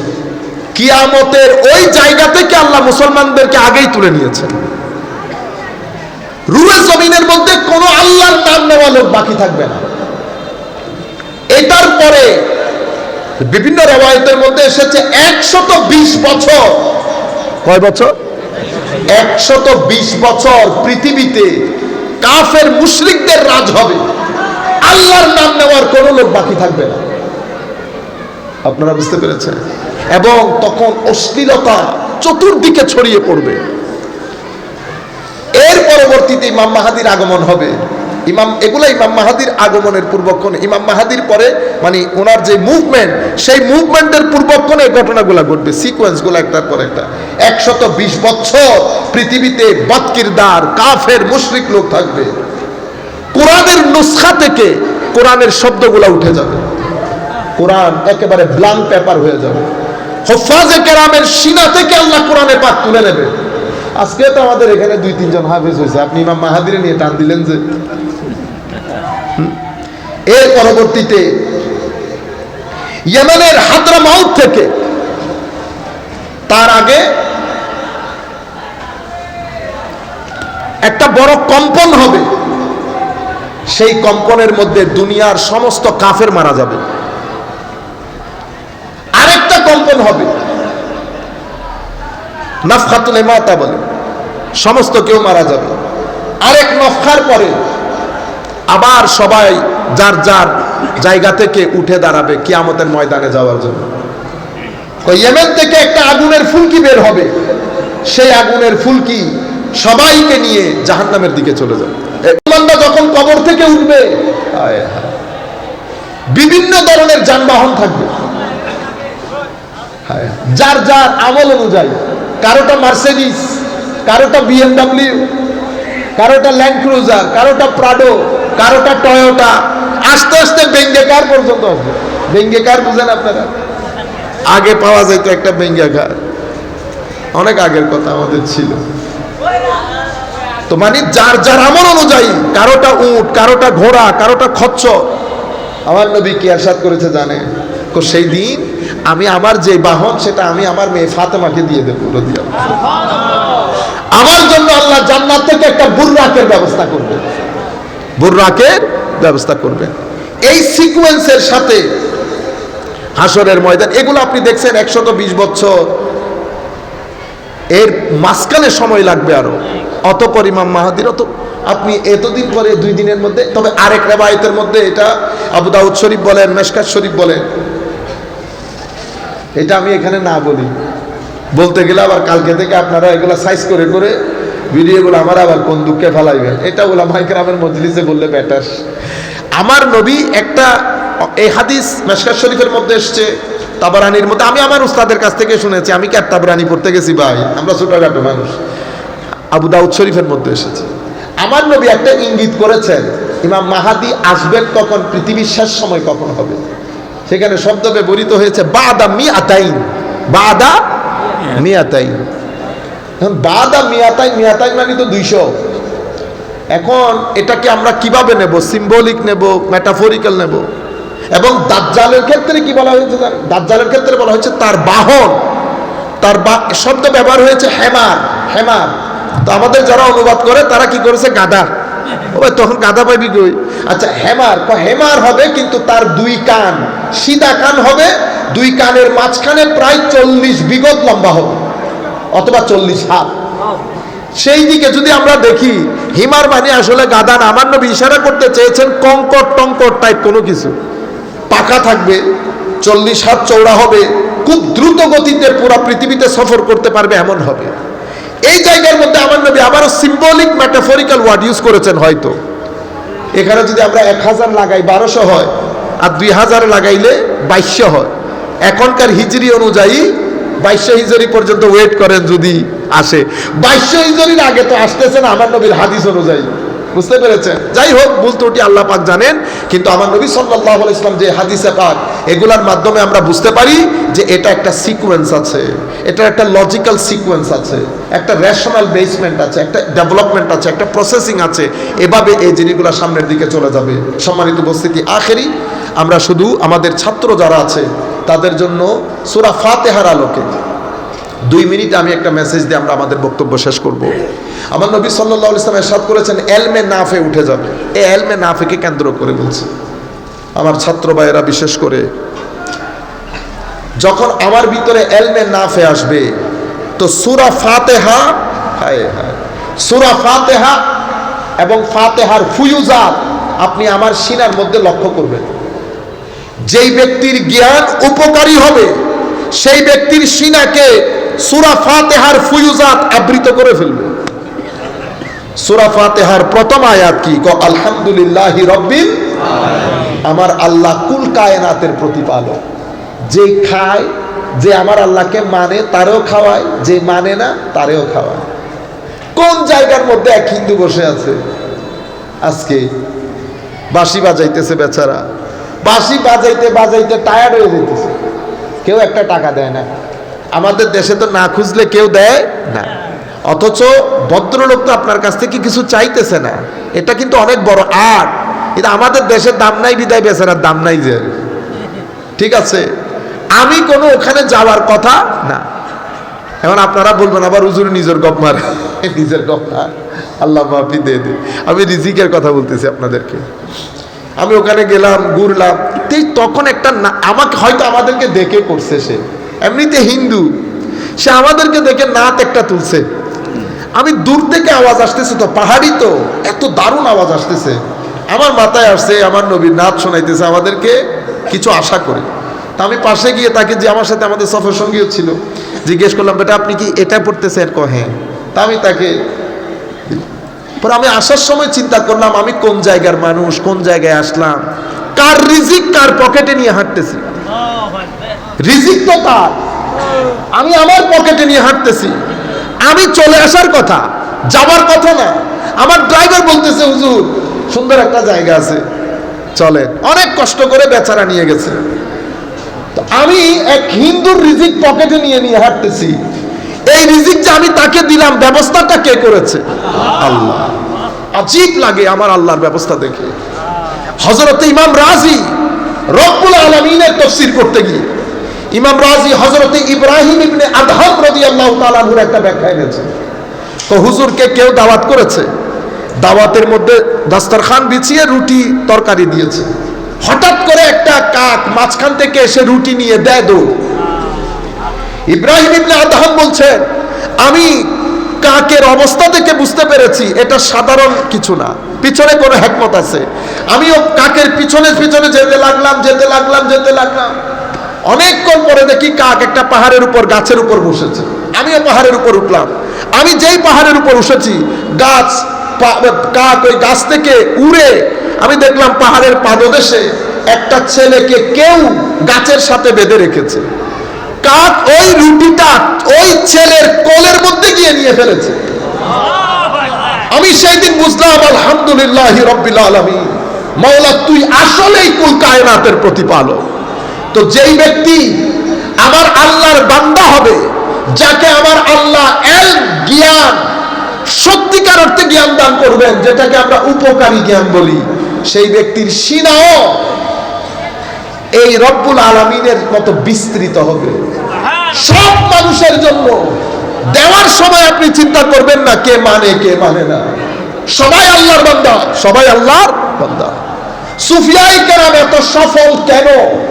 কারণ সুফিয়ায়ে কেরাম হচ্ছে সাকার মেশিনের মতো। সমস্ত অপরাধী, অমুসলিম কাউকে আল্লাহর ওলিরা কখনো ঘৃণা করে নাই। কেন? আলহামদুলিল্লাহি রাব্বিল আলামিন। তো আল্লাহর বান্দার দাম তোর চাওয়া পাওয়ার চেয়ে অনেক বেশি। বান্দা তো আল্লাহ, বান্দা কার? আল্লাহ। সুতরাং মাদ্রাসার ছাত্রদেরকে বলবো, এটা আমাদের জিম্মাদারি। অমুক হিন্দু, অমুক খ্রিস্টান, এটা দেখার বিষয় আপনার না। আমরা যেই জায়গার মধ্যে আমরা থাকবো, আমাদের মাধ্যমে যেন সৃষ্টি জগতের উপকার হয়। সুফিয়ায়ে কেরাম এই তালিম আমাদেরকে দিয়ে গেছেন। আজকের দিন পর্যন্ত আল্লাহর ওলিদের খানেকার মধ্যে যখন খাওয়া দাওয়া হয়, কাউকে আপনার ধর্ম জিজ্ঞেস করা হয় আপনি কোন ধর্মের লোক? আমার নবীর অজুর পানি দিতে নাকি ইহুদির ছেলে। আমার নবীর দরবারে সাহায্য চাইতে আসতেন মুসলমানরা যেভাবে আসতেন, নন মুসলিমও সেভাবে আসতেন। এগুলা নিয়ে কোনো ফারাক করবেন না। ইলম এবং আখলাকের মাধ্যমে দ্বীন প্রচার করবেন। মানুষকে বলতে হয় না, আপনার সোহবতে এসে মানুষ পরিবর্তন হয়ে যাবে। মানুষ শান্তিকামী, মানুষের কাছে এখন শান্তির দরকার। মানুষের মধ্যে শান্তি বন্টন করেন। আমার আল্লাহ যেহেতু আপনার সিনার ভিতরে শান্তি দিয়েছেন, সেই শান্তি মানুষের মধ্যে বন্টন করেন। আলহামদুলিল্লাহি রাব্বিল আলামিন। উপকারী জ্ঞানের প্রথম বিষয় হচ্ছে সিনাকে সমুদ্রের মতো বিস্তৃত করেন। সমুদ্র কখনো কাউকে ডিসক্রিমিনেট করে না। হোটেলের মধ্যে যখন খেতে যান, ডান টেবিলের মধ্যে হিন্দু, বাম টেবিলে মুসলমান, একই গ্লাসের মধ্যে খাচ্ছেন না। সুতরাং আমাদের দেশে যেন এই ধরনের, যখনই কেউ আপনাদেরকে ভুল বোঝানোর চেষ্টা করবে, আমি আমাদের ছাত্রদেরকে বলবো তারা যেন এই সহি আমার নবীর রাহমাতুল লিল আলামিনের আওয়াজ যেন পৌঁছিয়ে দেন সবার কাছে। রব্বুল আলামিন রাহমাতুল লিল আলামিন। দ্বিতীয়, আমার আল্লাহ পরিচয় দিচ্ছেন নিজের আর রহমান আর রাহিম। উপকারী জ্ঞান কাকে বলে? যখন জ্ঞান উপকারী হবে, সেটা যদি আপনার সিনার ভিতরে আসে, আপনার ভিতরেও দয়ার সাগর বয়ে যাবে। আমার এটা আর রহমান আর রহিমের ফিউজাত। আমার আল্লাহ কুল কায়নাত বেঁচে আছে আমার আল্লাহর রহমতের গুণে। আমার আল্লাহ কখন আমাকে রহমত দেওয়ার সময় চেক করে দেখেছে আমি যোগ্য কিনা? না, কখনো আমার আল্লাহ আমার সম্মান খেলে নিয়েছে। এত অরাজকতার পরে, এত অবাধ্যতার পরে আমার আল্লাহ না আমাদের প্লেট কেড়ে নিয়েছে, না টাকা পয়সা, না সম্মান। আর রাহিম, আমার আল্লাহ বলছেন বান্দা কিন্তু কিয়ামতের ময়দানে আমার গ্রামার ভিন্ন হবে, তখন আমি যোগ্যতার বিচারে দয়া করব। আর রহমান, উপকারী জ্ঞান হলে বিস্তৃত হবে, দয়া থাকবে। যার অন্তরে দয়া নাই মানুষের জন্য, সেই ব্যক্তি আর রহমান আর রহিমের ফয়ুজাতে ধন্য হয় নাই। 3 নম্বর জিনিস আমার আল্লাহ পবিত্র কোরআনের মধ্যে ইরশাদ করছেন, মালিক ইয়াউমিদ্দিন, বিচার দিবসের মালিক। কোন দিবস? অ্যাকাউন্টেবিলিটি, জবাবদিহিতার দিবসের মালিক। সুতরাং এই ফয়ুজাত যখন আমার ভিতরে আসবে, আমার ভিতরে দুইটা জিনিস ডেভেলপ করবে আমার চরিত্রের মধ্যে, একটা হচ্ছে আদালত আর একটা হচ্ছে আমানত, আমানতদারি এবং ব্যালেন্স ক্যারেক্টার। আমি কখনো কারোর পক্ষে টানবো না, যেটা সত্য সেটা সত্য, যেটা মিথ্যা সেটা মিথ্যা। আদালত এবং আমানত এই দুই জিনিস আমার ভিতরে ডেভেলপ করবে যদি সূরা ফাতিহার ফুয়ুজাত আমার ভিতরে ঢোকে। এরপরে ইয়্যাকা না'বুদু ওয়া ইয়্যাকা নাস্তাঈন, যার ভিতরে ইয়্যাকা না'বুদুর ফুয়ুজাত ঢুকেছে সেই ব্যক্তি কখনো আরেকজনের পকেটের দিকে তাকাবে না, সেই ব্যক্তি বেনিয়াজ হবে, তার ভিতরে তাওয়াক্কুল থাকবে, পরিপূর্ণ ট্রাস্ট আল্লাহর উপরে রাখবে, কারো ভয় কারো শঙ্কা কোনো কিছু তার ভিতরে থাকবে, বেনিয়াজ হবে। ছাত্রদেরকে আমি বিশেষ করে অনুরোধ করব, বেটা কখনো মনে করবেন না দাওয়াত পড়লে দাওয়াত না পড়লে আমার টাকা পয়সা বন্ধ। আমার আল্লাহর কুদরতের খজিনার মধ্যে কোনো অভাব নাই। ইলম, আখলাক এবং ইবাদত এই তিনটা জিনিস ধরে রাখবেন, সৎ থাকবেন, মানুষের চিন্তা করবেন। আমি আল্লাহর ইজ্জতের কসম করে বলছি, আমার আল্লাহ আল্লাহর রিজিকের দরজা আপনার জন্য খুলে দেবে, কখনো রিজিকের সমস্যায় পড়তে হবে না। নারে তাকবীর, নারে রিসালাত, নারে গাউসিয়া, আহলে সুন্নাত ওয়াল জামাত, আল্লামা সাইফুল আজম আজহারি সাহেব, পুরা সুন্নিয়া কামিল মাদ্রাসা। আরেকটা যেটা মৌলিকভাবে আপনাদেরকে অনুরোধ করব, আমাকে এত টাকা দিতে হবে, এত টাকা ছাড়া যাব না। আমাকে অ্যাডভান্স যারা করে আমি তাদের প্রত্যেকের যার যার চয়েস আছে, এটা খারাপ জিনিস না, এটার পেছনে কিছু ব্যাকগ্রাউন্ডও আছে, আমরা বুঝি। কিন্তু আমি আমার ছাত্রদেরকে, আমাদের ছাত্রদেরকে বলবো, বেনিয়াজ হই। আপনি এদিকে বেনিয়াজি দেখাবেন, ওদিকে আল্লাহ রাব্বুল আলামিন সমুদ্র তৈরি করে দেবে। এটা আল্লাহর ওয়াদা। আমার আল্লাহ বলছেন, যেই ব্যক্তি আমার কাছে তার ঋণ, তার টাকা পয়সাগুলো রাখে, আমি এটাকে 2 ডাবল করে দেই। আমি 2 ডাবল করলে 1 টাকা 2 টাকা হয়, আমার আল্লাহ 2 ডাবল করলে 1 টাকা 2 টাকা হয় না, 1 টাকা 2 বিলিয়ন হয়। আমি বোঝার জন্য আপনাদেরকে বলছি। এর পরবর্তীতে ইয়্যাকা না'বুদু ওয়া ইয়্যাকা নাস্তাঈন, আপনার ভিতরে ইস্তেগনা, বেনিয়াজি। হযরত ইমাম গাযালি বলছেন, হে আমার ছাত্ররা, কখনো বড় লোকের, বড় ব্যক্তি এদের মজলিসে কখনো আসা যাওয়া করিও না। কেন? বেটা, বড় মানুষের মজলিসে আসা যাওয়া করলে তোমার দ্বীনের গায়রত নষ্ট হবে, আর তাদের কাছ থেকে যদি হাদিয়া গ্রহণ করো, হক বলার যে যোগ্যতা সেটা হারিয়ে ফেলবে। আপনারা বুঝতে পেরেছেন? সুফিয়ায়ে কেরামের এটা সমস্ত তাসাউফের, আল্লাহর ওলিদের এটা নসিহত, বড় লোকের মজলিসে বেশি আসা যাওয়া না করা। কেন? কারণ প্রত্যেক সুহবতের একটা তাসির আছে। যেমন আমাদের এখানে কোএডুকেশন আছে না, ছেলে মেয়ে একসাথে। আমি জায়েজ না জায়েজে যাচ্ছি না, ওগুলা তো আমরা যাবো না, আমরা মুফতিও না। কিন্তু মনে রাখবেন, সঙ্গের একটা তাসির থাকে। আপনি যখন কোএডুকেশনে যাবেন, তো আপনার নফসের মধ্যে যে লালসা, এটাকে আপনি ধরে রাখতে পারবেন না, এটা বারবার জেগে উঠতে চাইবে। আপনি যখন ছাত্র নেতার সাথে থাকবেন, ঠিক আছে, আপনার ভিতর থেকে হায়াটা, কারণ ওনাদের ছাত্র নেতা স্বাভাবিকভাবে পাওয়ার নিয়ে চলে। কি নিয়ে চলে? পাওয়ার। তার কথার মধ্যে একটা ইয়া থাকবে না, ধরে আনেন, কাটে আনেন, মেরে আনেন। আপনি তখন নিজেকে খাপ খাওয়াইতে পারবেন, এই জিনিসটা আপনার ভিতরে ঢুকে যাবে। আপনি যখন বড় ব্যবসায়ীর সাথে থাকবেন, তো কি হবে? সারাদিন যখন আপনি টাকা পয়সা এক্সপোর্ট ইম্পোর্ট, এটা আপনার ভিতরে অটোমেটিক্যালি লোভের জাগরণ করবে, সুবতের তাসির। আপনি যখন একজন আল্লাহ ওয়ালার সাথে থাকবেন, উনি ঘুরাই ফিরে আপনাকে আল্লাহর কথা বলবে, রসুলের কথা বলবে। আপনি যান, মসজিদের ইমাম বলেন, হুজুর বলেন, ওনারা ফেসবুক অমুক সমুক ঘুরাই ফিরে আপনাকে কোথায় নিয়ে আসবে? ও আল্লাহ রসুল এই কথাটা বলছে, মোল্লার দো মসজিদ পর্যন্ত। এগুলোর মাধ্যমে রূহ জিন্দা হয়। আমি আপনাদেরকে বলবো, রূহ জিন্দেগির প্রতি নজর দেন। মাদ্রাসার মধ্যে এসে হাঁটবেন, এই সমস্ত সুন্নিয়া মাদ্রাসা যেগুলা, এদের বারান্দার মধ্যে হাঁটলেও রূহ জিন্দা হয়। কারণ এখানে আকাশ বাতাসের মধ্যে ক্বালা রাসূলুল্লাহ সাল্লাল্লাহু আলাইহি ওয়াসাল্লামের ফ্র্যাগরেন্স আছে। বুঝতে পেরেছেন আপনারা? এরপরে ইহদিনাস সিরাতাল মুস্তাকিম সিরাতাল লাযিনা আনআমতা আলাইহিম গায়রিল মাগদুবি আলাইহিম ওয়ালাদ-দাল্লিন, এই 3-4 আয়াতের মধ্যে আপনার চরিত্রের মধ্যে তাওয়াদু, ভদ্রতা, যেটা আমাদের ভিতরে নাই।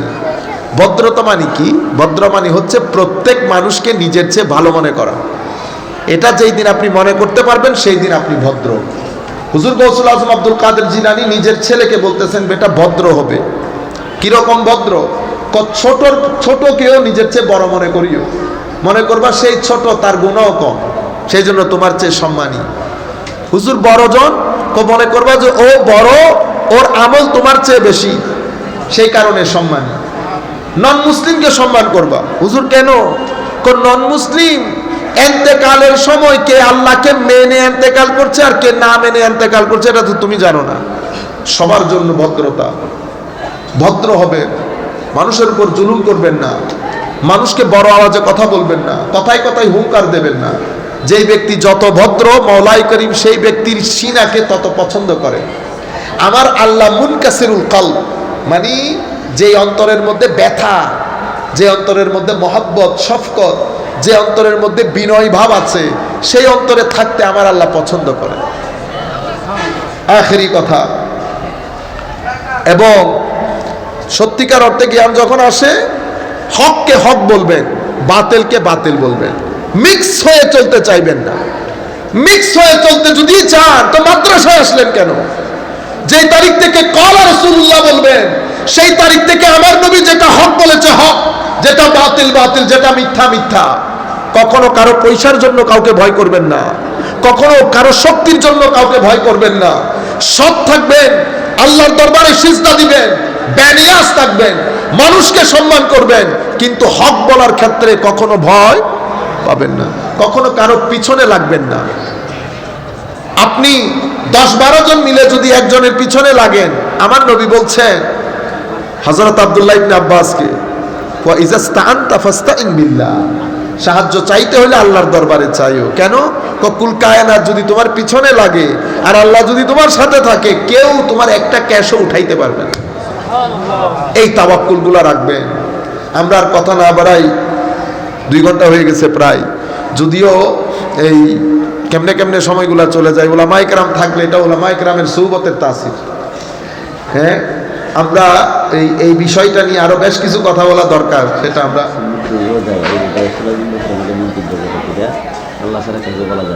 সম্মানিত উপস্থিতি। আমার হুজুর বলতেছেন এই গৌসুল আজম বিষয়ক, গৌসুল আজম আল্লাহ ছাড়া আর কাউকে বলা যাবে না।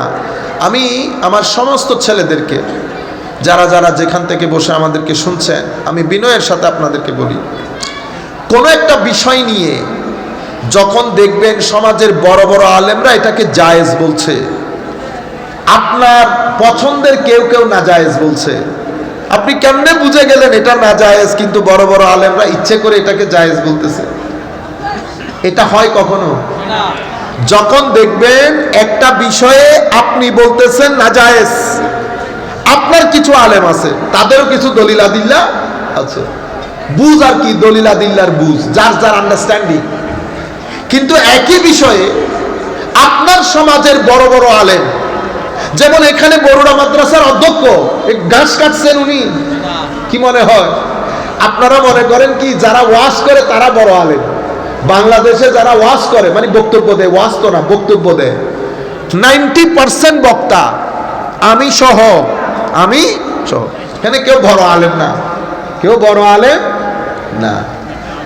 বড় আলেম তো তখন বলবো যখন আপনি কামিলে পড়াবেন, মাস্টার্সে করাবেন, ডিগ্রিতে, অনার্সে, ইন্টারমিডিয়েটে আপনি যখন পড়াবেন বড় বড় কিতাব, তখন না আপনি বড় আলেম। বক্তব্য দিয়া যদি বড় আলেম হইতো, ইন্নালিল্লাহ, বক্তব্য দেওয়া একটা বড় কাজ হইল। আমাদের এখানে তো ম্যাক্সিমাম বক্তব্য যায় বাংলা বই পড়ে পড়ে। কি পড়ে পড়ে? বাংলাদেশের তফসিরুল কোরআন মাহফিলে যত লোক তফসির মুফাসসির হিসেবে দাওয়াত নিয়ে আসে, আমি সহ, কি বলবো আর কি, সবাই বলেন ইন্না লিল্লাহি ওয়া ইন্না ইলাইহি রাজিউন। বস, বাংলাদেশের মাদ্রাসাগুলোর মধ্যে তফসির পড়ার লোক নাই, মাহফিলে মুফাসসিরের অভাব নাই। এটাই আমার নবী বলেছেন, বয়ান করার লোকের অভাব হবে না, বুঝার লোকের অনেক অভাব হবে। আফসোসের বিষয় হচ্ছে বাংলাদেশে এখন সহিহ বুখারী, সিহা সিত্তা, কাশাফ, বাইদাভি, এই যে ক্লাসিক্যাল সায়েন্সের বড় কিতাব, এগুলা পড়ানোর লোক একেবারে নাই হয়ে গেছে, 3%-এর মধ্যে চলে এসেছে। আপনারা বুঝেছেন? এই ধরনের একটা বিষয় হচ্ছে গৌসুল আজম। ঠিক আছে, যুগ যুগ ধরে সবাই গৌসুল আজম বলছে না?